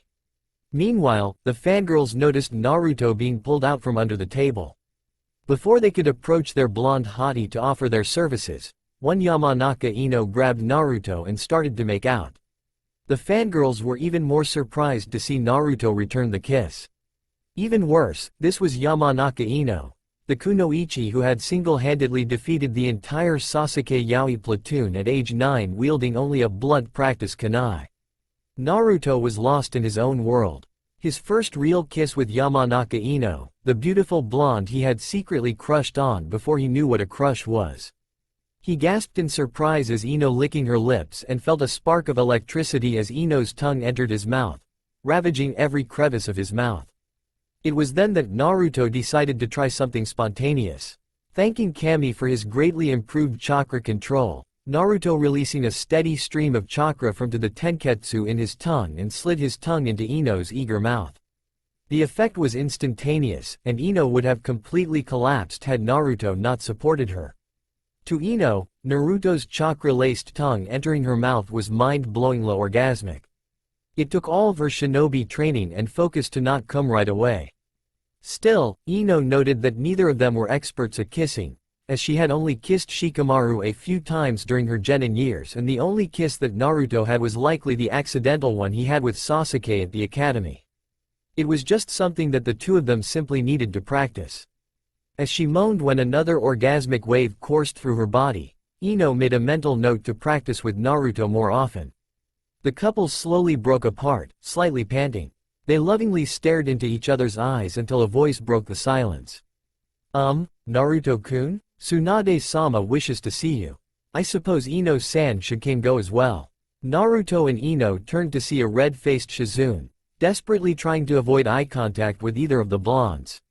Naruto sighed, we can use the Hirishin, then. Ino immediately draped herself over Naruto's body while Shizune chose to hold onto Naruto's outstretched arm. With a flash, the trio disappeared, leaving no sign of their presence, except for a cup of tea, a half-eaten salad and a lump of change. Tsunade was drifting off to sleep when a flash illuminated her office. She looked up and saw Naruto standing there with Ino wrapped around Naruto and Shizune hanging off his arm. Tsunade raised an eyebrow. I must say, seeing you with Naruto is a surprise, Ino, but you too, Shizune? Tsunade's apprentice stepped back, blushing and shaking her head. Naruto spoke up, saving the blushing Kunoichi from further embarrassment. What's up, Bon? Tsunade resisted the urge to punch Naruto in the face and instead tossed a scroll at Naruto, who deftly caught it and began to read its contents. As Naruto continued to read through the document, the tick mark on his forehead appeared and started to violently pulse. When he finished, he looked up and glared at Tsunade. What the hell is up with this Clan Restoration Act? Tsunade stared right back, refusing to give ground. You are the last of your clan, so you need to repopulate your clan, seeing as your entire clan sacrificed themselves during the Kyuubi attack. Yeah, sorry about that, Kit. Jiraiya and Kyuubi climbed through the window and entered the office, acting as if they hadn't been sent into orbit recently. Jiraiya gleefully pulled out a notebook. Ah, you make me so proud, brat. So how does it feel knowing that you are about to live every man's dream soon? Tsunade and Kyuubi sniggered as a red-faced Naruto pointed at Jiraiya. Hey, shut up, Ero Sennin. That's why no women ever want to have with you, baka. Jiraiya hung his head in shame. Besides, Naruto continued in a more subdued voice, I don't think Ino-chan would like me having another girlfriend. Yeah, agreed Kyuubi, even if she did approve, she'd probably only let you marry the really fat and ugly village girls. Jiraiya put on a look of mock horror until Ino leaned towards Naruto's voice and murmured so that the rest of the people in the office could hear, actually, Naru-kun, that's not a problem at all. Did I forget to mention that I'm bile? Naruto's eyes glazed over while Kyuubi and Jiraiya fainted. Elsewhere in Fire Country, two kunoichi wearing sound headbands were headed towards Konoha. That goddamn fatherfuckingsnakesuntsuking manwhore. What kind of fucking mission is this? Calm down, Tayuya-chan. You know what that Orochimaru-sama will do to you. He's been in a terrible mood ever since he was released from Uzumaki's jutsu. Tayuya-chan, fine, let's just hurry the fuck up and get this shit over with. Roger that. At first, Naruto was taken aback by the sheer number of women flocking around him when he left the Hokage's tower, but he shrugged it off as the strange behavior of fangirls. Even Shizune Nichan had given him funny looks as he left the building. Ino was by his side, shooting death glares at all of the lusting girls. Somewhat oblivious to the icy deathmatch underway, Naruto continued with Ino on their impromptu date, which for Ino meant a lot of shopping. Each time Ino emerged from the dressing room, she carried a large bundle of clothes in her arms while Naruto prayed for Gama-chan's health. Strangely enough, his precious frog wallet never lost any weight, as all of the clerks waived the purchases and instead left him little slips of papers with phone numbers hastily scribbled. Each time they would leave a store, Naruto would create a cage bunshin to carry the bags back to Ino's apartment while Ino ripped the hussie's phone number to shreds. Ino would then drag Naruto to the next store, and the steadily growing collection of fangirls continued to following behind. The kunoichi in the crowd unsuccessfully tried the replacement technique on Ino in hopes that they would be able to snag the blonde god for themselves. Finally, Naruto had enough of the rampaging females. Whirling around, he turned to confront the army of estrogen. As he did so, he saw many of the girls hurriedly tucking away a small colored pamphlet, but one teenager was too wrapped up in her fantasy to notice. With a flash, Naruto disappeared and reappeared in the midst of his fan club and plucked the questionable document from the unsuspecting girl's hands. Blocking a slap aimed at his ass and dodging a hand that shot out towards his groin, Naruto pored over the pamphlet with wide eyes. Damn, thought Anko and Yugo at the same time. The pamphlet fluttered to the floor. On it was a picture of Naruto in the good guy pose with a caption underneath. Want to date a shinobi? Now you can, thanks to the Clan Restoration Act. Namikaze Uzumaki Naruto, the son of the Yondaime, is the last of his clan and is looking for strong, beautiful women to love and cherish. This message was brought to you by the fantastic Team Hentai. What the hell, Ero-sensei, Ero-senin. Deep inside Kyuubi's lairs, Jiraiya and Kyuubi were giggling as they outlined the next Icha Icha epic, Icha Icha Harem Dreams. Suddenly, a cold shiver ran down their spines. Something bad was going to happen to them soon. Marry me, Naruto-sama. Father my children, have with me. Naruto's eyebrow twitched as the demands grew louder and more vulgar. Finally, he held his hand up for silence, effectively stopping the shouting. Okay, listen up everybody. It's true that I have to marry multiple women to restore my clan. However, I am not going to just sleep around for the hell of it. I love my precious people too much to do that. If you wish to go out with me, Ino-chan has to approve. Using the Hirishin, Naruto appeared behind Ino and wrapped his arms around her body in a warm hug. The other females watched this, fighting the urge to either squeal or kill the blonde Kunoichi. A loud voice cut through the air.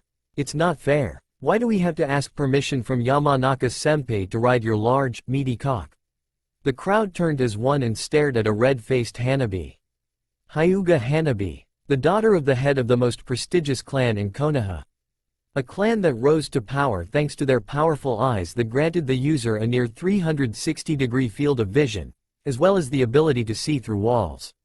Apparently, the Byakugan could see through clothing as well. Yamanaka Ino fainted in Naruto's arms. With a sigh, Naruto picked Ino up in her arms and Hirishined away to leave the girls to squabble some more. Anko turned to Hanabi with a maniacal grin on her face. So, kid, how big was it?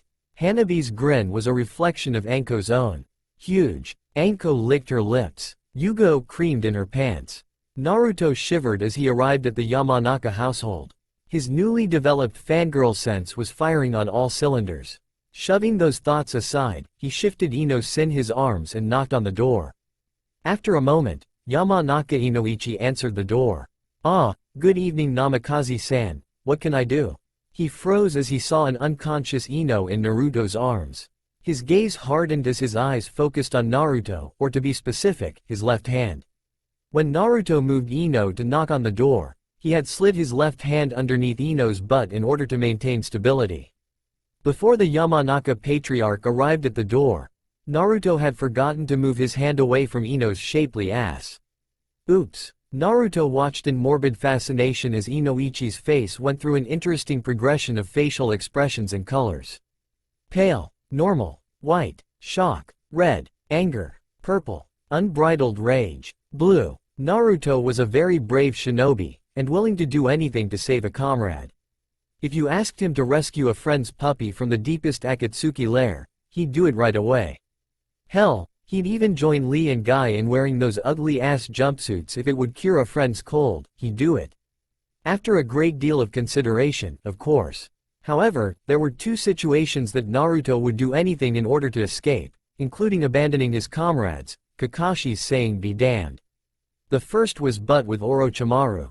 No way. The second was facing angry parents thinking that he had violated their princess's purity. Naruto gently laid Ino on the ground before retreating to his apartment on a flash. Inoichi started to follow, but his paternal instincts took over. He gently shook Ino awake. Princess, wake up. Daddy? Where's Naru-kun? Don't worry, Inoheim. Namikaze won't get to you anymore. Daddy will protect you. Ino's face flushed red, not in embarrassment, but in anger. Daddy, you baka. She hit her father in the stomach with a chakra-laced punch and stalked into the house and slammed the door in Inoichi's face. The next day, Naruto was at the Tsunade's office to pick up his mission. He looked down at the scroll and scowled. Bon, what the hell is this? An S-ranked mission to capture Tora the cat? I did this as a genin, and besides, I refused to chase that damn animal. Tsunade resisted the urge to throw her paperweight at the fuming blonde. Naruto, Tora's evasion capabilities have constantly improved with each capture mission. It took Kiba, Shino and Hinata 5 hours to spot the cat, and then a strike force of Lee, Tenten and Neji to capture Tora after an hour of battling. Naruto's eyes widened before his face settled into a comfortable smirk. Finally, a worthy challenge for my skills. Very well, Tsunade Bon, I accept this mission. Expect to see me soon. With a white flash, Naruto left the office. He had a feisty feline to hunt. 3 hours later, Naruto was tired, thirsty and extremely pissed off. He had spotted the feline several times and had engaged it in battle on a couple of occasions. Naruto had managed to shave off a few hairs from Tora's tail when he had caught it by surprise, but that was it. Naruto was not quite as lucky. Tora had managed to weave through his defense and unleash a devastating fury of claw swipes that left scratch marks all over his arms and shredded all of his clothing. Ignoring the lustful stares of the women on the streets, Naruto stumbled through the streets and headed off towards Tora the devil cat. He thanked Kami that he had managed to plant a tracker seal on the feline during their last encounter. The furry bastard had nothing on the former container of the great demon fox. Training Ground 43 was quiet. The grass was green, the sky was blue with puffy white clouds. A gentle breeze stirred the grass and leaves. A lone cat could be seen walking through the grass. The cat had a red ribbon affixed to its right ear and a large scar in the middle of its forehead. Still, the training ground was peaceful. A lone cry echoed through the training grounds. I'll fucking kill you, you damn bastard. Instantly on alert, Tora turned around and scratched the blonde shinobi in the face. The blonde jumped back, clutching his bleeding face. Tora smirked inwardly. It was another grand day. Nobody could defeat the mighty Tora. The shinobi burst into flames and with a jolt, Tora was hoisted into the air by the neck and came face to face with a sadistic Naruto. Maybe today wasn't such a great day after all. As Naruto stared at Tora, he felt an odd, tingling sensation in the hand holding Tora. Brushing that aside, he reached inside his pouch and pulled out a tri-pronged kunai. Alright, you little bastard, I'm going to neuter you and feed your testicles to Sasuke Teme. Before he could proceed with his plan, he suddenly recognized the sensation in his hand. It was an advanced genjutsu, but what could it be hiding? Naruto focused his chakra and muttered, Kai. The resultant explosion and surge of chakra blew Naruto back, causing him to relinquish his hold on Tora, who was enveloped in smoke. As Naruto looked on, he heard a decidedly female voice come from the smoke. What were you going to do to me? The smoke started to fade away, revealing a figure that looked very human and very female. As the smoke dissipated, Naruto realized two things. 1. She had a small, red ribbon in her luxurious brunette hair. 2. She was completely naked. Naruto's brain shut down as he fainted. Elsewhere, a figure emerged from the shadow, a pamphlet in hand, the very same pamphlet that had nearly incited a riot among the women in Konoha. It appears that I have found your weakness, Namikaze Uzumaki Naruto-san. Your foolish love for women shall be your downfall once Leader Sama finds out. With that, the mysterious figure slipped back into the shadows to report his discovery to the rest of the Akatsuki members. Leader Sama was not very happy. He had ordered the Akatsuki to attack Konoha with Orochimaru in hopes of luring out the Kyuubi Jinchuriki, only for the blonde to turn an absolute victory into crushing defeat. After taking into account Naruto's newly revealed powers, any attempt to assault Konoha seemed likely to fail. Leader Sama scowled. Until they discovered the former Jinchuriki's weakness, it would be impossible to progress with their plans. Leader Sama, I have discovered the Kyuubi Cantainer's weakness. Leader perked up, hardly daring to believe his ears. Had Zetsu really found a weakness, or was he still delusional after his beatdown at the hands of Tsunade? The plant man handed a pamphlet to Leader, who smirked after he read through the flyer. So, the brat has his weak against women. How very interesting. Zetsu, gather all our members for an important meeting. This Uzumaki brat will meet his match soon. Naruto sneezed, causing the now human Tora to flinch back in disgust. Ew, that's fucking gross. I didn't know that retards got sick. Hey, shut up. Man, someone must be talking about me. HMPH. Tora turned to walk away, but being unused to bipedal walking, tripped and started to fall. Right before she hit the ground, two strong arms grabbed her, halting her decent. She looked up to see Naruto grinning at her. She wrestled out of his grasp and glared at him. What are you looking at, shithead? Are you a human or a cat? Tora sighed, I'm a full-blooded human, and I was a genin fresh out of academy. It was my first C-ranked mission, and I tried to use henge, but I ended up screwing up the hand seal on accident. Turned myself into a fucking cat, and I couldn't change back because I couldn't form seals to channel my chakra. Naruto couldn't help it and sniggered at Tora's misfortune, much to the former feline's irritation. Hey, shut up. Sheesh, no need to swear. I'll say whatever the fuck I want. Got it, asshole? She spun on her heel and stalked away, only to fall to the ground once more. Naruto's sweat dropped as Tora once again swore up a storm. Is there anyone who swears as much as she does? Over at the village gates, Tayuya and Karen were sneaking into Konoha when Tayuya sneezed, alerting an Anbu squad to their presence. What do you cocksuckers want? Karen and the Anbu squad sweat dropped. Tora, you okay? Naruto looked in concern as Tora clutched at her ankle, grimacing in pain. I think I twisted my ankle. You're a shinobi, right? Use some healing jutsu on me right now. Shit, the only medical jutsu Kyuubi has taught me was the contraception jutsu. Stupid Arrow-sensei. I don't know any medical jutsu, but I can take you to someone who does. Then hurry the fuck up. Naruto sighed and pulled off his shirt and pants before tossing his clothing to the girl on the ground. Tora looked up in surprise. What's this for? Get dressed, I'm not taking you into town naked. Tora looked down at her state of undress and flushed red. She quickly grabbed her clothes and covered her sensitive areas. Turn around, you pervert. Naruto complied and waited while Tora gradually slid the clothes on. Alright, now take me to someone who can treat me fast. Naruto sighed, were all women always this bossy? He turned towards Tora to pick her up and froze. In her undressed state, Naruto had tried his best to avoid staring at Tora. Looking at Tora, he was struck with the sheer elegance and beauty that the brunette seemed to exude. Tora flipped Naruto the bird.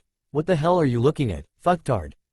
Charming. Naruto hoisted Tora over his shoulder and darted off to Tsunade's office, ignoring her repeated protests and threats of violence. Tsunade enjoyed sending teens on Tora retrieval missions to watch them get riled up.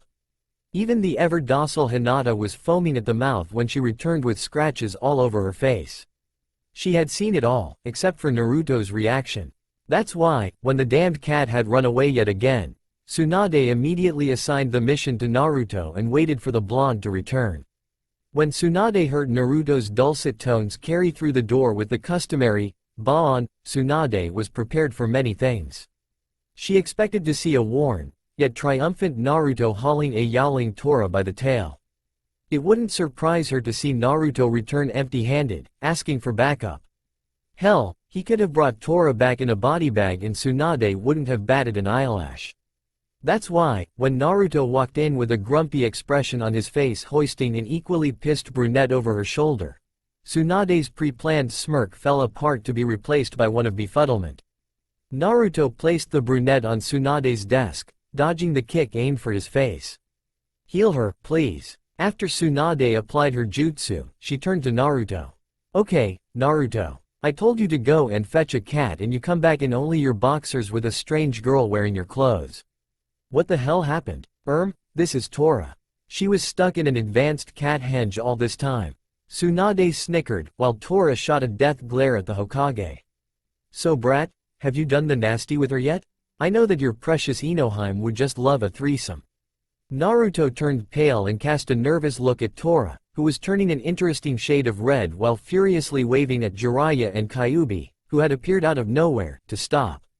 That's my boy. You're going to be my inspiration for future Icha-Icha.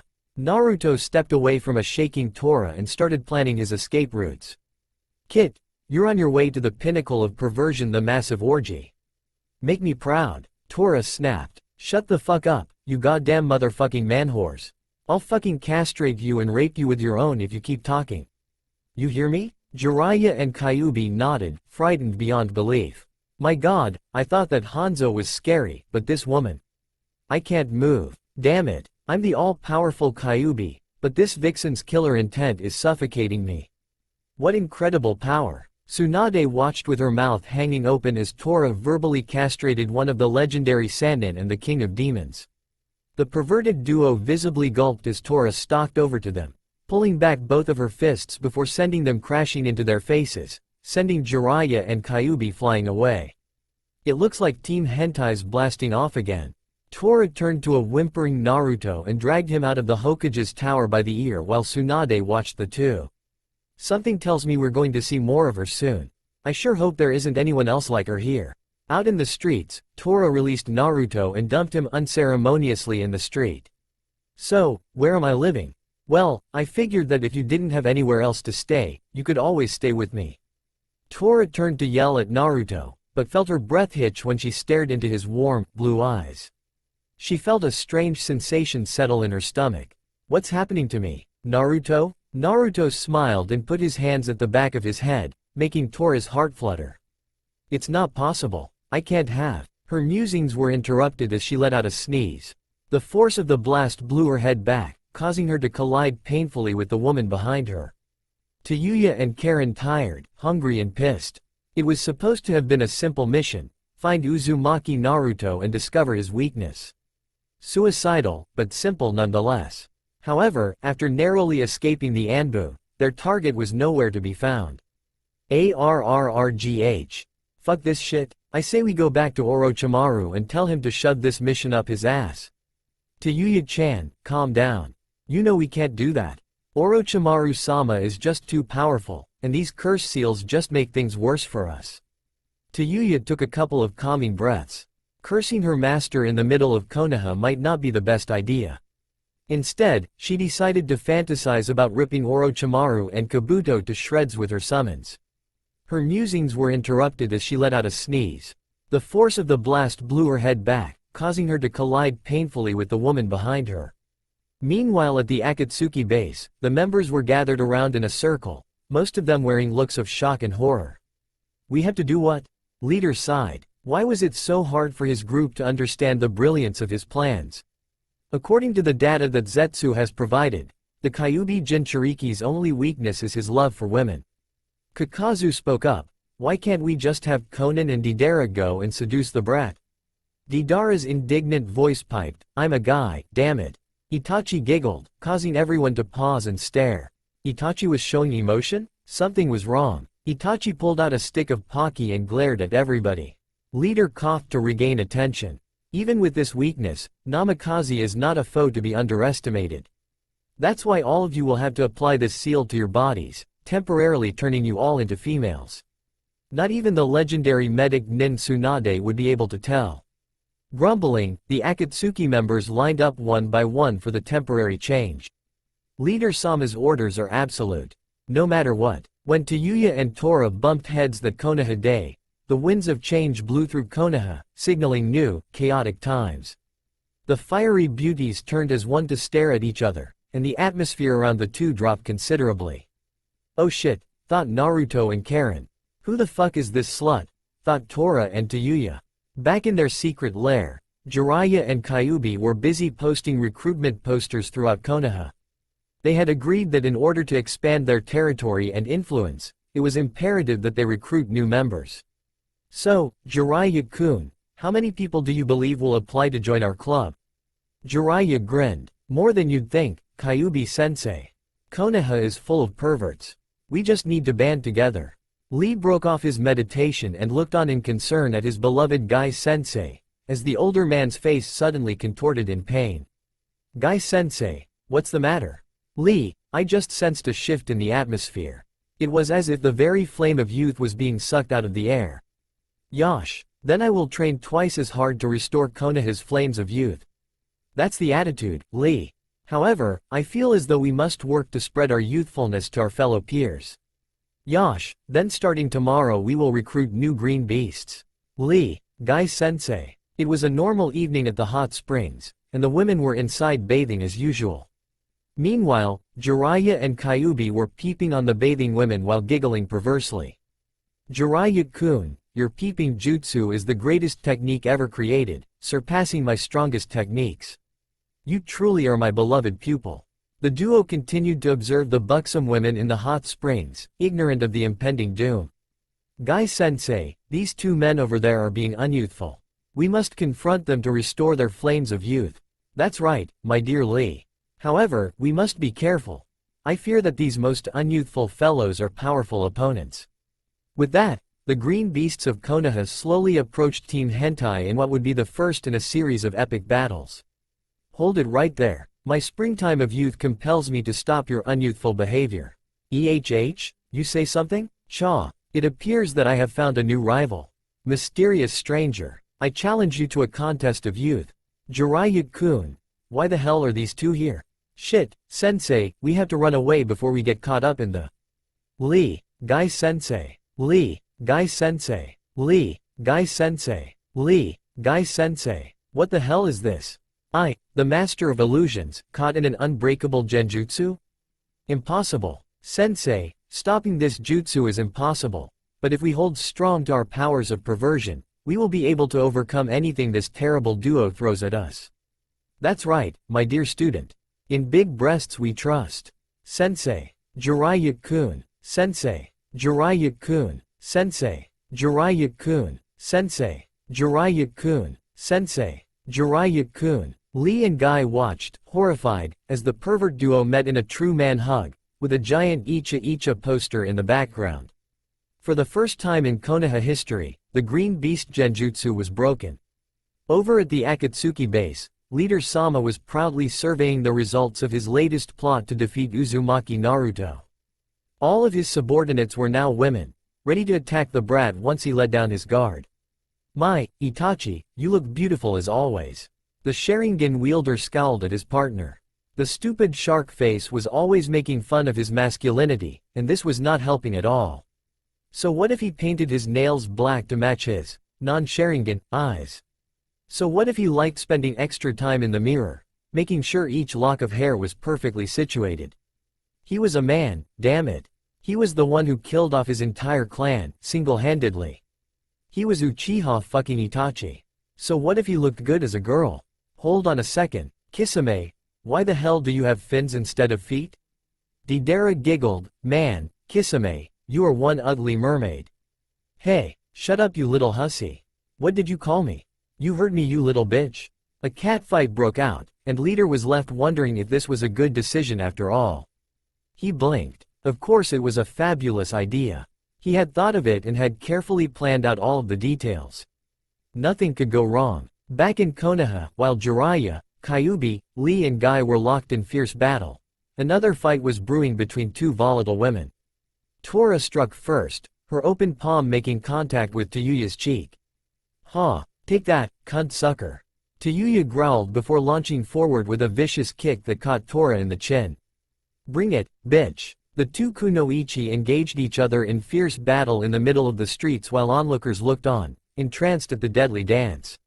Naruto sidled over to Karen. So, you're Karen, right? Shit, he knows who we are. This is bad. I have to let Tayuya-chan know.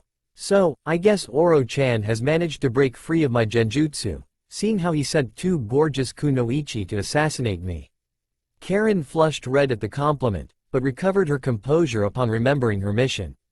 She was about to engage the blonde in battle when he disappeared in a flash and reappeared in a flash. His next words came in a whisper, but sent shivers down her spine. I may let you live, depending on your answer to my next question. If I were to remove your curse seal, would you still follow Oro-chan? Karen rapidly shook her head. The damn seal was the only control Orochimaru held over her. If Naruto possessed a means of removing the seal, then she would give anything to have it removed. Very well. Do you want me to take it off? Yes, Naruto-sama, take it off, please. Just take it off. I'm begging you. Karen looked around at the shocked villagers around them. Some of the men were holding their noses while many of the mothers were covering their children's ears while shooting death glares at Karen. She quickly flushed red out of embarrassment. Okay, hold still, Karen-chan. This might hurt for a second. Wait. what are you going to do? Well, Oro-chan gave you that seal by biting your neck, right? To undo it, I need to do the same. That way I can inject my chakra into you to purify that seal.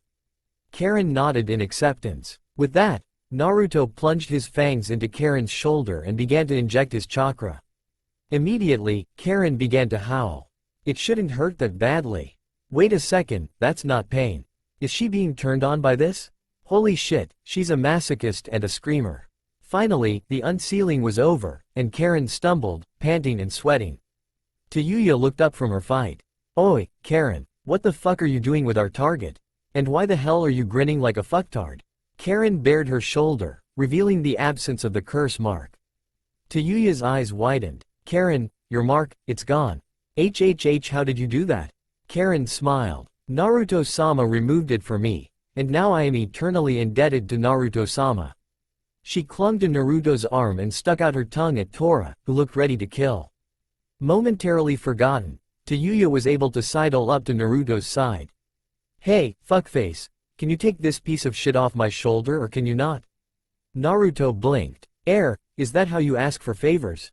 You do realize that I could just walk away, and you'd be no better off than before. If you asked politely, I'd consider it. Tayuya scowled. Nobody had ever calmly faced her after she swore at them. Some would spit in her face, some would run away, while others would match her language and engage her in verbal warfare. She glared at the blonde, who simply stared back, smiling. TCH, can you remove this seal? Naruto smirked. What's the magic word? Why you? Fine, please. Gladly, Tayuya-chan. With that, Naruto bit into Tayuya's curse mark and started working to remove the seal. Unbelievable pain coursed through Tayuya's body, but she endured in hopes of being free from the seal. Besides, if he failed, she'd probably die and pass into the afterlife. Then she would wait for Naruto to kick the bucket so she would be able to kick his ass. Suddenly, the pain disappeared, replaced by an overwhelming sensation of peace. Tayuya lightly fingered her shoulder where the curse mark had been. You really did it, it's gone. Thank you, Naruto. She gave Naruto a warm hug, which the blonde awkwardly returned, but Tora's flying kick to Tayuya's face ruined the fuzzy moment. What the fuck are you doing to my Naruto-kun? My Naruto-kun? Thought all four, but they all brushed that thought aside. I was thanking Naruto-kun for getting rid of my curse mark. If he proves to be as good as he looks, I might thank him more personally later. Why don't you do us all a favor and crawl into a fucking hole and die, you worthless cocksucker? While Tora and Tayuya fought once more, Karen latched onto Naruto's arm. So what's going to happen to Tayuya-chan and I, Naruto-sama? Naruto scratched his head in thought. Well, I could probably get Tsunade-ban to instate you two as Konoha shinobi. You two can also stay at my place until you can find a place of your own. Naruto-sama is so kind. I've been meaning to ask, what's up with the sama? It is because you are my new master. Naruto-sama, I am yours to command. I will do whatever you wish of me. Meanwhile, Tayuya and Tora were still engaging in a fierce verbal fight, ignorant of the gawking bystanders. Finally, a female voice and a blast of killer intent froze everyone in place. All of you need to shut the hell up. White-faced, Naruto turned to face a fuming Ino. Hi Ino, what's up? Naruto, who are these women? Well, the one over there is Tora. You know, the cat we used to chase as Genin. Those two are Karen and Tayuya, formerly of the Sound. I removed their curse seals for them and now they want to join Konoha. Ino's fierce demeanor slipped for a moment. Tayuya, Tora and Karen took advantage of the moment and clung to various parts of Naruto's body. Ino's eyes turned red. Get the fuck off my boyfriend, bitches. The three quickly complied, scampering away from Naruto with looks of utter terror on their faces. Now, I don't mind if you hang around my Naru-kun, especially because he's going to have a harem eventually. However, if you cause Naru-kun any trouble, I will make you suffer. Got it? The three kunoichi fearfully nodded. In the distance, Sasuke watched the proceedings with an eager eye. Where did Yamanaka get such power? Is the Dobi the key to becoming so powerful? With a smirk, Sasuke rushed off, busy concocting plans to seduce his former teammate. The last time Naruto entered Tsunade's office, he had come with news that Tora was actually a human under a botched henge. Thus, when Naruto came in with Tora and two high-ranking shinobi from the sound wrapped around his body, Tsunade didn't even blink. Let me guess. Tora and Tayuya here got into a fight, and while that went on, Naruto removed the curse seal from Karen. Tayuya noticed and got Naruto to remove her curse seal. Then you three started to fight until Ino came and broke you apart. You two now want to become Konoha shinobi, which is why you are here right now. She's good. Oi, Bon, you better not be spying on me with that crystal ball again. I caught Gigi peeking at the women in the hot springs a bunch of times. Tsunade started to make a mental note to peek on Naruto when he bathed, but then checked herself. What the hell was she thinking? Naruto was like a son to her, right? Besides, why would he want someone as old as her when there were plenty of women closer to his own age after him? Tsunade fought off a sudden feeling of sadness and loneliness. I've decided. Naruto, I trust your judgment regarding Tayuya and Karen. However, we still need to go through the usual procedure and run them through the interrogation department to make sure they aren't spies. But Bon, don't worry, Naruto-kun. Those motherfuckers can't do anything to us. Naruto-sama, I am willing to spend years of interrogation for the privilege of spending an hour with you. A pair of Anbu members appeared in the office and escorted the ex-sound duo out of the office, leaving Tora, Ino, and Naruto with Tsunade in the office. Well, Tora, do you have a place to stay? There are a few apartments out there, but for tonight, you'll need a place to stay. Tora jerked a thumb towards Naruto. Dumbass here said he'd give me a room in his house. I did? HMPH. Fine, I'll show you the way when leave. Tora cheered on the inside while maintaining her scowl on the inside. Okay, brats, get out of here, I've got work to do. Getting old, Bon? Why don't you just give that hat to me and let me take your job? TCH, you're still 100 years too young for this job. Hee, that makes you how old, Bon? Tsunade threw her desk at Naruto, who merely grabbed Ino and Tora by the waist and disappeared in a white flash. The trio appeared in front of the Namikaze compound, and Naruto stepped forward, sweeping his arm in a grandiose fashion. Well, here we are. Hope you like it. HMPH, at least it looks clean. Tora walked into the house and inspected the interior. While the former feline was prowling about, Naruto took Ino to the side. Ino-chan, we haven't had much time alone together. How about we go out on a date later tonight? I can pick you up at your house at 6. Ino nodded before grinning mischievously. Okay, I'm going to leave to prepare for our date, but you better make sure it's a good one. Oh, and about Tora, I don't really mind what you do with her, but remember, I get to be your first. With a wink, Ino ran off to her house to prepare for the date. Back at the Akatsuki base, Leader was fuming. His grand plan seemed to be falling to pieces. No matter what he tried, the now female members simply refused to listen to his orders. Just as he was about to say, fuck it all, and apply the seal himself, a voice stopped everyone in their tracks. Fighting, are we? Everybody turned to the source to see an pale, attractive figure step out from the shadows. You, what are you doing here? Zetsu pointed at the newcomer, pure black face contorted in rage. Ah, it's my grumpy alter ego. Thanks to that seal, I was able to finally break free. Too bad for you, huh? In a flash, a bright light engulfed Zetsu. When the light died down, a pile of smoldering ashes was all that remained. An awkward silence ensued as the remaining members warily regarded this mysterious stranger. I am the female half of Zetsu. However, do not treat me lightly, or I will destroy you. Understand? The Akatsuki members gulped and nodded. Maybe they should start following Leader Sama's orders before things got too out of hand. Ino was lost in her own fairy tale date with the prince of her dreams.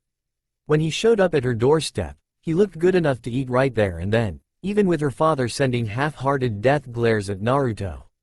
He had taken her to the most expensive restaurant in Konoha, where they enjoyed a romantic candlelit dinner. Afterwards, they went on a walk through the Konoha park, idly chatting. Ino noticed the jealous looks thrown her way at having the Naruto as her date, and she reveled in the attention. The wind picked up and she started to shiver.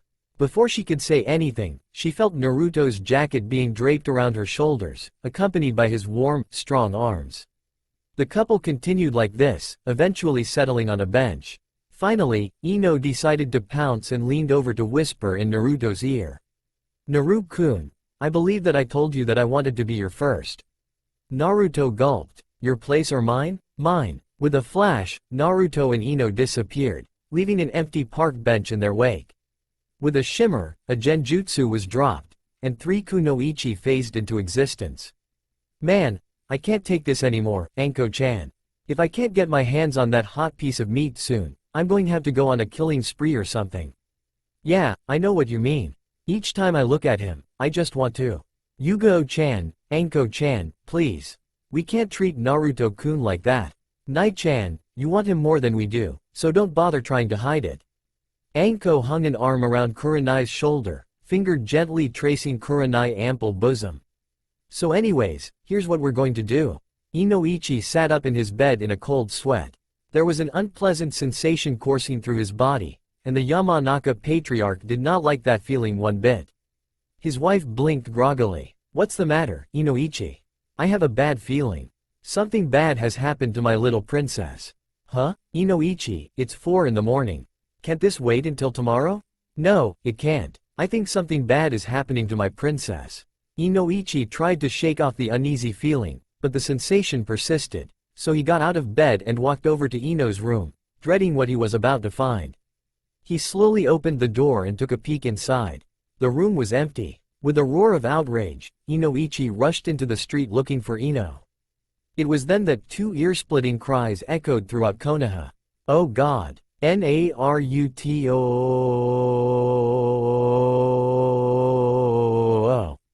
Ino hime. Inoichi paled and fainted. The next day, when Ino and Naruto rolled into Tsunade's office with the largest shit-eating grins ever, Tsunade was immediately on alert.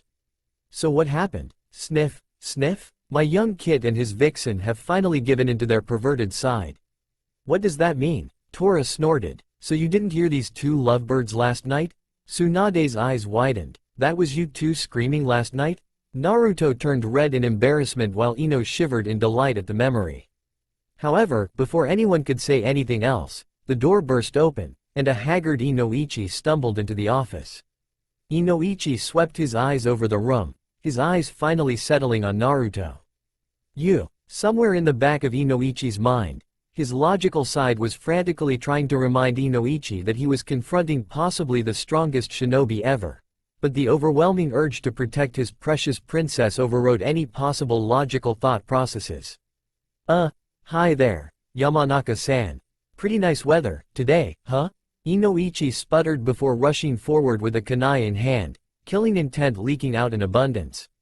Naruto was paralyzed by the fierceness of the enraged father, and would have been skewered if Ino hadn't stepped in Inoichi's path, flaring her own killing intent. Daddy, what the hell do you think you're doing to my Naru-kun? Inoichi sputtered. But princess, he stole your innocence. As your father, I can't let him continue to do this to you. A tick mark grew over Ino's forehead. You stupid jerk. I gave myself to Naru-kun, and it was the best 7 hours of my life. The reactions of those in the audience varied greatly. Tsunade blushed bright red while Tora wiped some drool from her chin. Shizune was whispering, 7 hours, and Jiraiya pulled out a notebook and started writing while Kyuubi peeked over his shoulder, whispering ideas. Inoichi fainted once more, frothing at the mouth. When Inoichi regained consciousness, he immediately tried to throttle Naruto, but was repelled by Ino's kick to the face. Daddy, if you can't control yourself, then get out before I tell Mom. Inoichi left Tsunade's office, sulking and throwing death glares at Naruto. After a moment of silence, Tsunade spoke up, avoiding eye contact with Naruto. I don't have any missions for you, so just stay out of trouble or something. Got it, Bon. Tsunade threw a pen at Naruto, but when the pen made contact with the blonde's forehead, he exploded into smoke and disappeared. Naruto At the entrance to the Akatsuki base, Zetsu stood in front of the other feminized Akatsuki members. It was just about time for them to head out to invade Konoha. By the way, Zetsu, I was wondering, what happened to that weird plant thing on your head? Without it, you look normal, kind of cute. Zetsu fought off the light blush. Shut up, Deidara. The plant was a part of the other me. Fortunately, I've gotten rid of that ugly head ornament. So you won't be eating us while we sleep? That's relief. Zetsu threw a kunai at Kisame, who blocked it with Samahata. Leader watched this all and put his head in his hands. Why is it so hard to run an evil organization dedicated to world domination? Tired of the bickering, Itachi pulled out a stick of Pocky and started to munch. In Kumogakure, the Raikage held a scroll in his trembling hands. Konoha had gained a power too great to oppose in the form of Namikaze Naruto. The former Jinchuriki apparently had absorbed the power of the Kyuubi and was strong enough to turn back the combined forces of Orochimaru and Akatsuki. That sort of strength made it imperative to reconcile with and re-establish good relations with Konoha, or eliminate this new potential threat. If the fiery Hokage ever felt like going to war to relieve some stress, Kumo would be one of the first villages on the strike list. So now, the Raikage was busy trying to figure out the best course of action to take.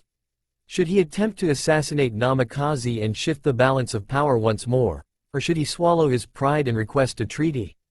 The answer was clear. He snapped his fingers and a busty blonde instantly appeared at his side. What is it, Raikage-sama? Ah, Yugito-chan, I have a mission for you, effective immediately. Yugito looked over the scroll handed to her once before turning and heading out the door. Understood, Raikage-sama. Once the Nibi Jinchuriki left the office, the Raikage clapped his hands twice, and a large man wielding 8 swords walked into the office. Yo Raikage-sama, how ya doin'? Ya wanna listen to da rap dat I be spewin'? Killer B, shut up. I want you to follow ni Yugito and make sure she completes her mission. My rap will lead me to succeed. And I'll do this without smoking. Shut up and get the fuck out of here. Meanwhile, Naruto and Ino were walking through Konoha arm in arm, ignorant of the glares being thrown their way. At least Naruto wasn't aware of them. Ino on the other hand seemed to secretly revel in the jealousy that radiated from the streets. Ino, what's up? Why do you look so happy? No reason. Hey Naruto, I have to go work in the flower shop today. Want to come and help? Naruto was about to agree, when he remembered a very important detail. Yamanaka Inoichi was the owner of the Yamanaka flower shop. Yamanaka Inoichi was after his blood. Going to the shop would be a very bad idea. Sorry Ino-chan. I don't think it'd be safe for me to go over to your house anytime soon. Your dad might try to kill me. Back at the Yamanaka household, Inoichi sneezed before tossing a kunai at a training dummy with Naruto's face painted on it. Ino pouted, but gave in to Naruto's desperate pleas. With a long, lustful kiss, Ino bid the blonde farewell and ran off to the flower shop. Before any of the lusty fangirls could jump the blonde, Naruto disappeared from the street in a brilliant white flash. He reappeared by the hot springs in search for his mentors. It was time to get some training done. To bat his Ero-sensei had other things in mind. Ero-sensei, Ero-sanin. Quit peeking on the women already. After the mass violence during which the great Kyuubi and the legendary Jiraiya were ripped to shreds by an indignant female populace, Naruto faced the dastardly duo. Geez, you two, why do you always have to cause so much trouble?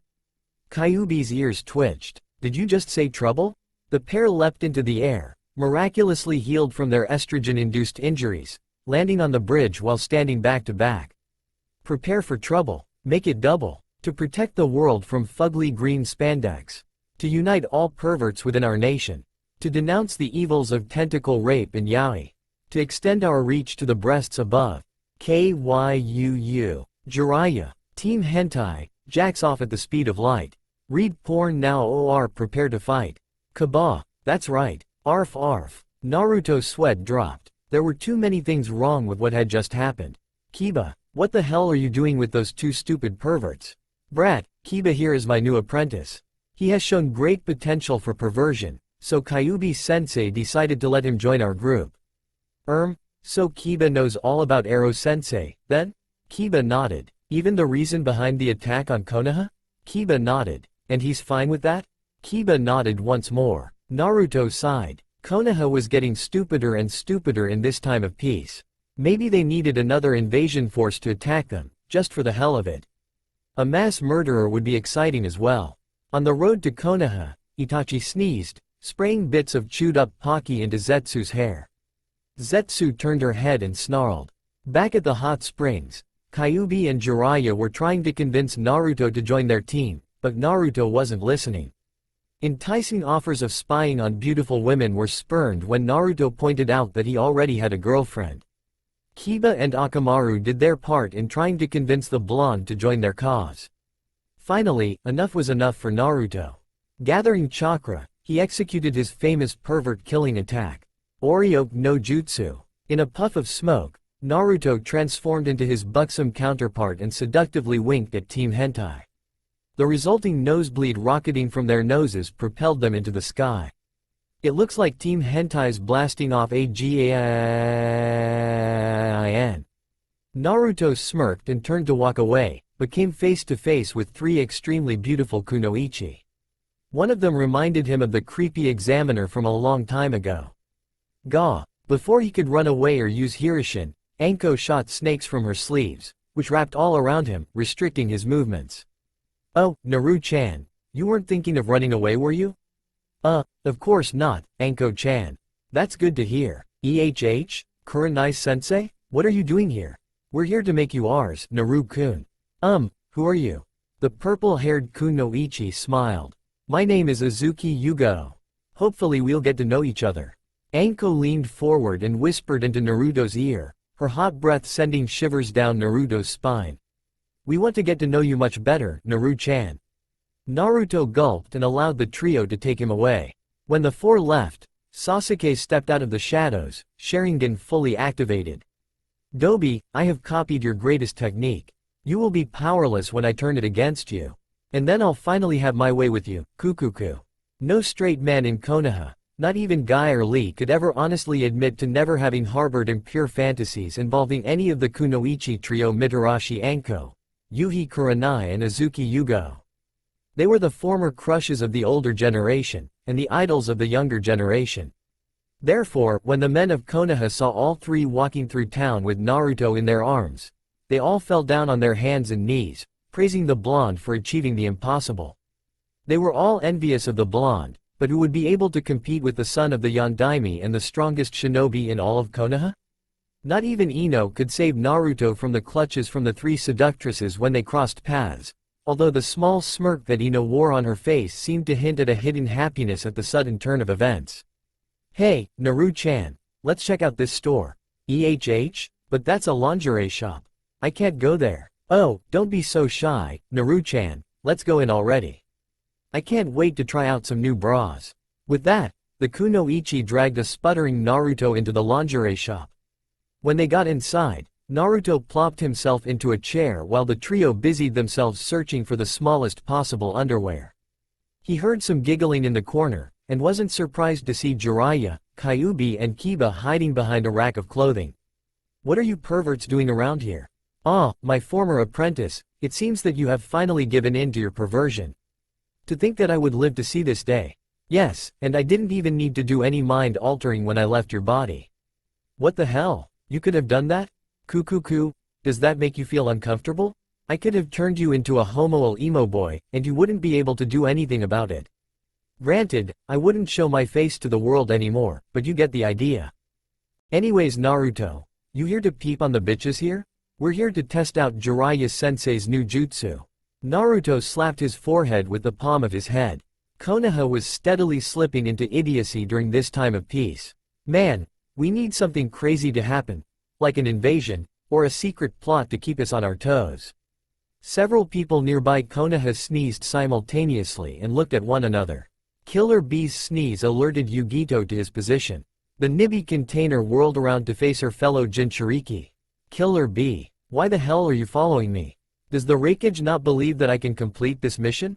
Yo, Yugito. Yugito sighed. At least he didn't rhyme her name with ho this time. You know what, I don't care anymore. Follow me or whatever, but I am going to get this job done. Right yo, Yugito. Meanwhile, back at the lingerie shop, Naruto was still trying to get Team Hentai to leave the store, but to no avail. Kyuubi and Jiraiya were giggling at the see-through panties while Kiba and Akamaru were biting holes in the bras. Naruto was powerless against the combined forces of perversion and was about to give up when three curtains opened simultaneously. Out stepped Anko, Kurenai and Yugo looking like a trio of goddesses who had dropped down to the mortal realm. Anko walked over to Naruto, barely covered breasts dangerously swaying back and forth, and put a finger under his chin. "You like what you see, Naru-chan?" Naruto dumbly nodded. "If you're nice to us for the rest of our little date, we might show you something even better." Her voice trailed off, leaving no doubt as to what Anko, Yugo and Kurenai would be showing Naruto. "Kurenai-sensei, I never knew you were so hot. Yugo-chan, you've grown since I last saw you. Why don't you let Jiraiya-sama take some measurements?" "So that's what they look like under the fishnet, very interesting." Kurenai, Anko and Yugo ignored the perverts and continued to fawn over the embarrassed Naruto, much to the shock of Team Hentai. "Naruto, what the hell? I heard about how you have to restore your clan, but to get these 3 hot women at once, and one of them is Kurenai-sensei." Kiba got down on his hands and knees and prostrated in front of the blonde while Jiraiya and Kyuubi cried manly tears of joy. "Kyuubi-sensei, it seems as if our dear apprentice has surpassed us all. Indeed, Jiraiya-kun, to achieve the legendary foursome with the 3 beauties of Konoha at his age is truly incredible.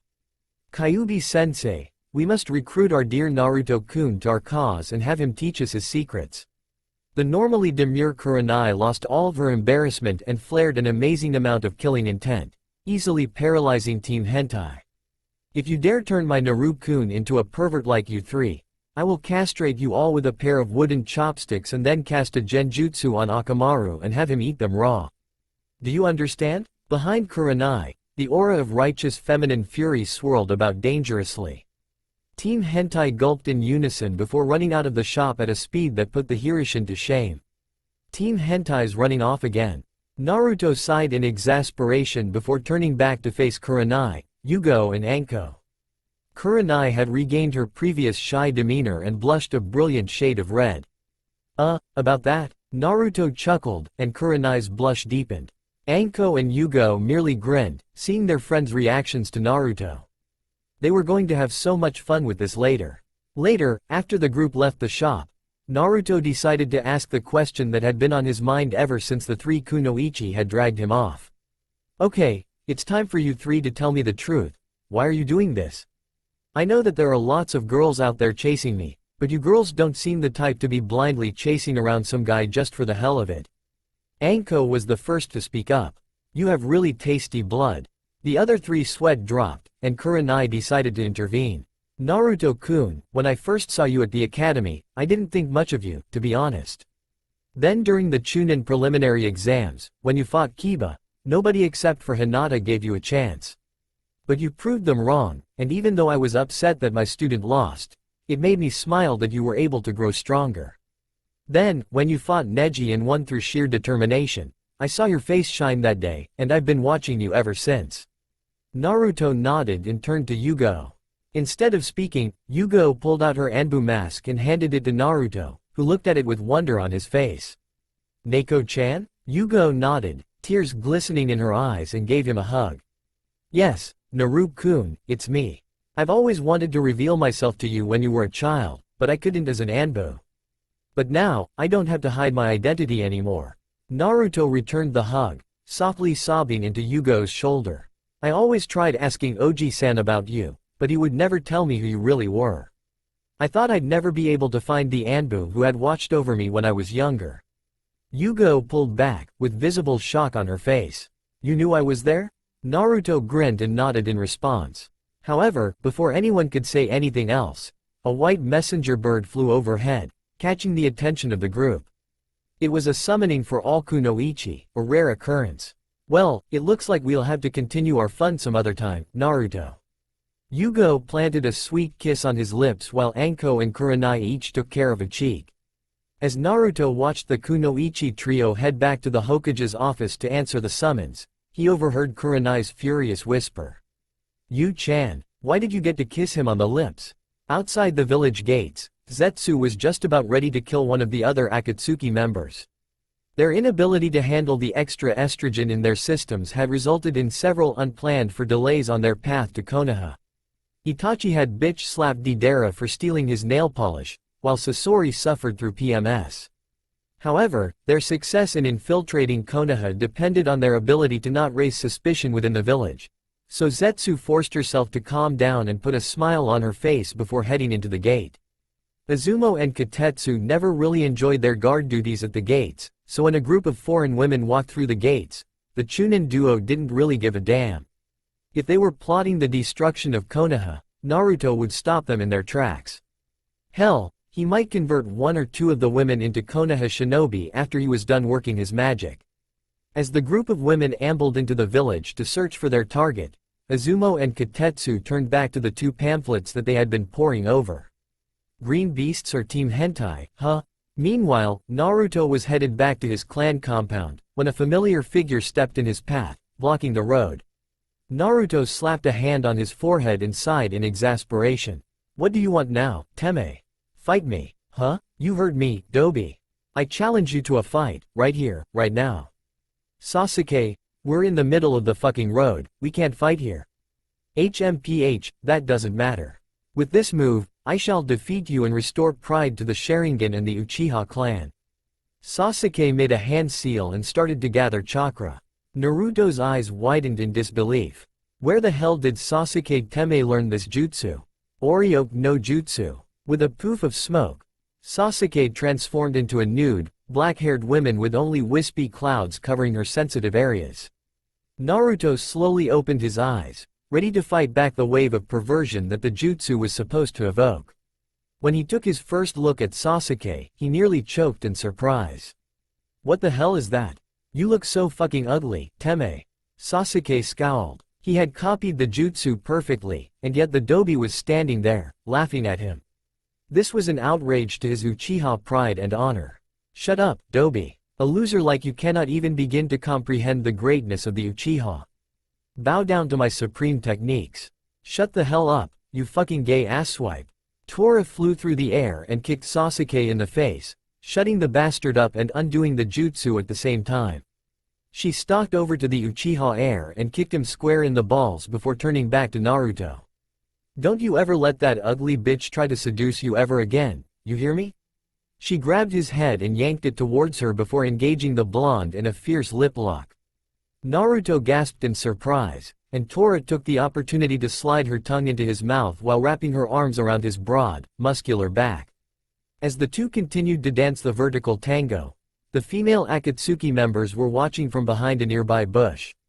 Zetsu observed the pair with gleaming eyes. Soon, Naruto, soon you will get what you deserve.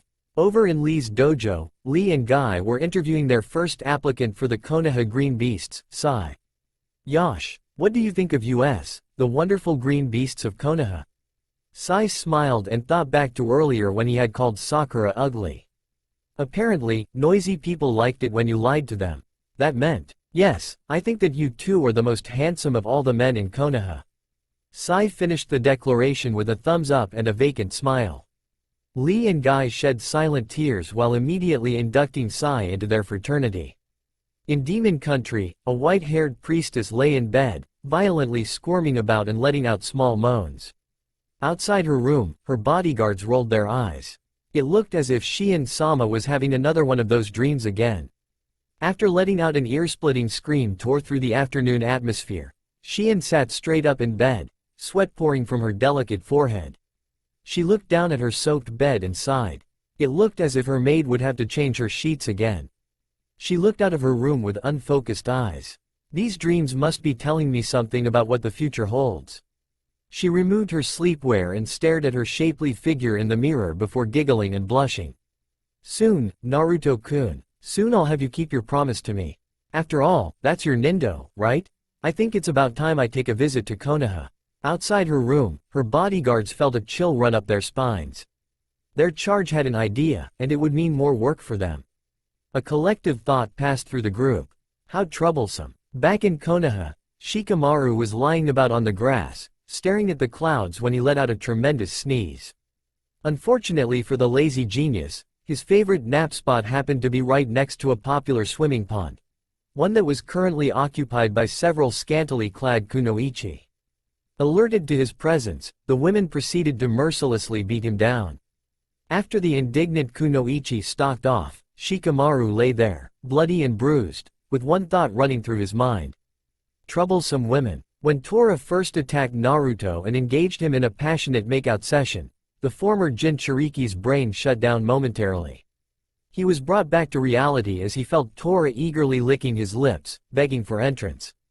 As he mechanically opened his mouth, his mind worked furiously, trying to figure out what was happening. What the hell is going on? She's always been violent and rude, albeit somewhat clingy. He broke away from the brunette and stared into her eyes.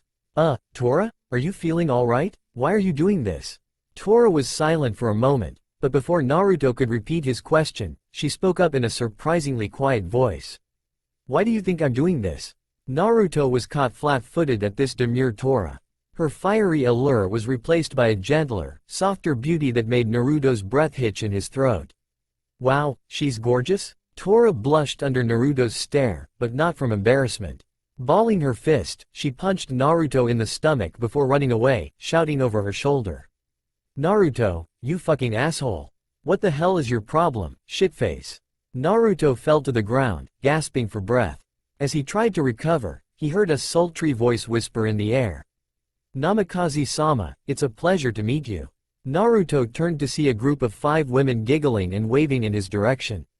While they were all attractive women, something about them seemed rather odd, as if something was slightly wrong with them.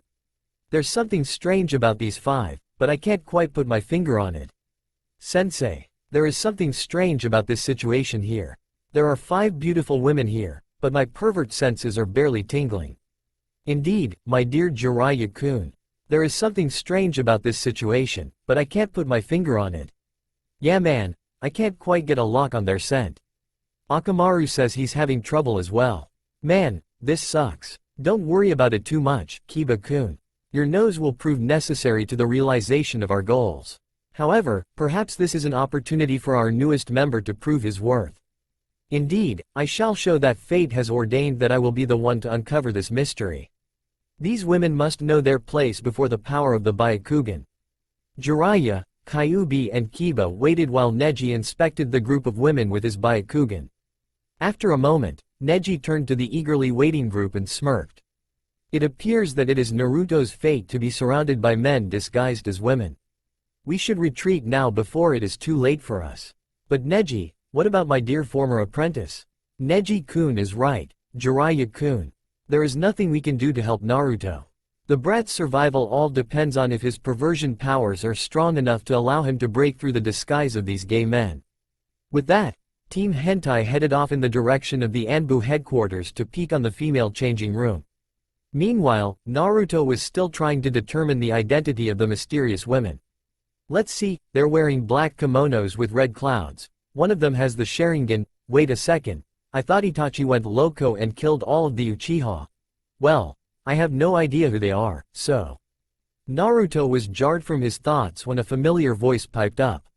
Hey there, Uchiha babe, why don't you and I do the nasty to restore our clan right now? Sasuke Teme, where the hell did you come from? I've been here all this time, Dobi. Anyways, you're annoying me, so go away. Oh, Naru-kun. I'm sorry that things cannot work between the two of us, but I have found someone else. You must learn to move on like I have. Wait a second, what the hell am I thinking? Naruto ignored the uneasy feeling that settled in his spine as he watched the female Uchiha stare at Sasuke in shock and horror. Sasuke, what the hell is wrong with you? It doesn't really surprise me that you're gay, but you're an incest freak as well? I thought father and I taught you better than that. Huh? Oh, fuck me sideways? Before Sasuke could comply with the request, there were 4 loud puffs, and the Akatsuki members were once again revealed in all of their glory. Sasuke stared at Itachi with a mix of horror and hatred. What did you do with that vision of Uchiha loveliness? Sasuke, that was me in a jutsu. You lie. Now tell me, what did you do with the Uchiha woman? Are you stupid? Sasuke inwardly screamed in frustration. Why the hell was his stupid brother always getting in his way? First by being the better one, then by killing their parents, and now by stealing away the love of his life? Sasuke was about to challenge Itachi to a fight when he remembered the other Akatsuki members with Itachi. They might be troublesome and try to interfere with the fight, not that it would bother Sasuke too much, but one of them might accidentally hurt Itachi, which would lessen the glory of his victory. Thus, with a final smirk, Sasuke shushined back to the Uchiha compound. Following the departure of Sasuke, the Akatsuki members looked at one another quizzically. The seal wasn't supposed to wear off so easily. Maybe something was wrong with the design. They'd have to ask leader about that later. They looked over at the still female Zetsu, who was snarling at the blank-faced Naruto. Alright, let's fall back. Our mission has failed. Okay, but Zetsu, why are you still a woman? Zetsu threw a withering glare back at Kisame before sinking down into the shadows. As the others followed suit, Naruto heard Sasori whisper to Itachi. It looks like Deidara is still a woman as well. Naruto shrugged his shoulders and headed back towards his new compound. Things were getting stranger and stranger. Hopefully, he'd be able to reach his house without anything else happening. He needed a good dose of Inohime to recover from the stresses that had built up. Still, he couldn't shake the feeling that something terrible was about to happen. Yosh, if it isn't the youthful Naruto-kun. Naruto facepalmed and continued to walk towards his house. Hopefully they would get the hint and leave. Oh, his hipness is too much for me, Guy-sensei. Guess not. He's pretty hot. Indeed, it is as my daughters have said. The son of Minato truly is full of youthful vigor. What the hell? Naruto turned to face a quartet of green-clad shinobi. Guy and Lee were no surprise, but Naruto nearly choked on his spit when he saw Sai and Hiyashi standing, sporting bowl cuts and large, gleaming smiles. Both were also sporting the green beast spandex, although the ankle weights were replaced by leg warmers. Hiyashi spoke up. Ah, Namikaze-san, I take it that you are surprised by our appearances. I assure you that we mean no harm here. Indeed, we were hoping that you would come join our cause. My most unyouthful nephew has decided to fraternize with a group of most unyouthful shinobi. I have taken up arms with Guy-san in order to return Neji back to the Hyuga ways. If the eyes of the Hyuga were to fall into the hands of the powers of perversion, the dignity of the Hyuga clan would be lost forever. Naruto nodded, not really understanding what the Hyuga clan head was saying. In fact, most of his mental faculties were offline, thanks to the actions of the green beasts. Finally, his self-preservation instincts kicked in, and he activated the Hirishin before anything else could happen, leaving a still ranting Hiyashi in his wake. Naruto arrived at his compound in a brilliant white flash with a sigh of relief. Finally he could get some rest. Or maybe Ino could comfort him. Naruto giggled as he thought of exactly how Ino could comfort him. He opened the door and stepped in with a smile on his face. Naruto, what's Ino doing here? Oh, maybe she was waiting for me here so that she can give me some love. Oh man, I can't wait. Ino-chan, here I come. Naruto rushed towards Ino with his arms outstretched, only to crash face first into Ino's fist. Naruto flew backwards from the force of the blow and looked at Ino with tears in his eyes. Ino-chan? Naruto? Why? Huh? Why are you so popular with everyone? Ino, you aren't making any sense. Flashback. Tsunade sat in her office, trying to stave off the newest headache, thanks indirectly to Naruto. She held 3 letters in her hand. One by one, the summoned kunoichi trickled into the room. Finally, after Anko slithered in with a stick of dango in hand, Tsunade cleared her throat to get everyone's attention. Okay, I'm just going to get this out of the way, because I know things will get worse if I put this off any longer. I know that many of you are interested in Namikaze Naruto. At this, many of the kunoichi blushed various shades of red. Tsunade ignored the love-struck kunoichi and continued as if she didn't notice. I have in my hand letters from 3 princesses. Haruna from the Greenery Country, Toki from Bird Country and Yukie from Spring Country. Each of them have expressed a great interest in visiting Konoha. I took a look into their previous involvement with Konoha, and guess what? Namikaze Naruto just happened to be on the escort squad for each of the 3 princesses. The reports from each of the missions all state that the princesses have all shown great interest in Naruto. The kunoichi shuffled their feet nervously.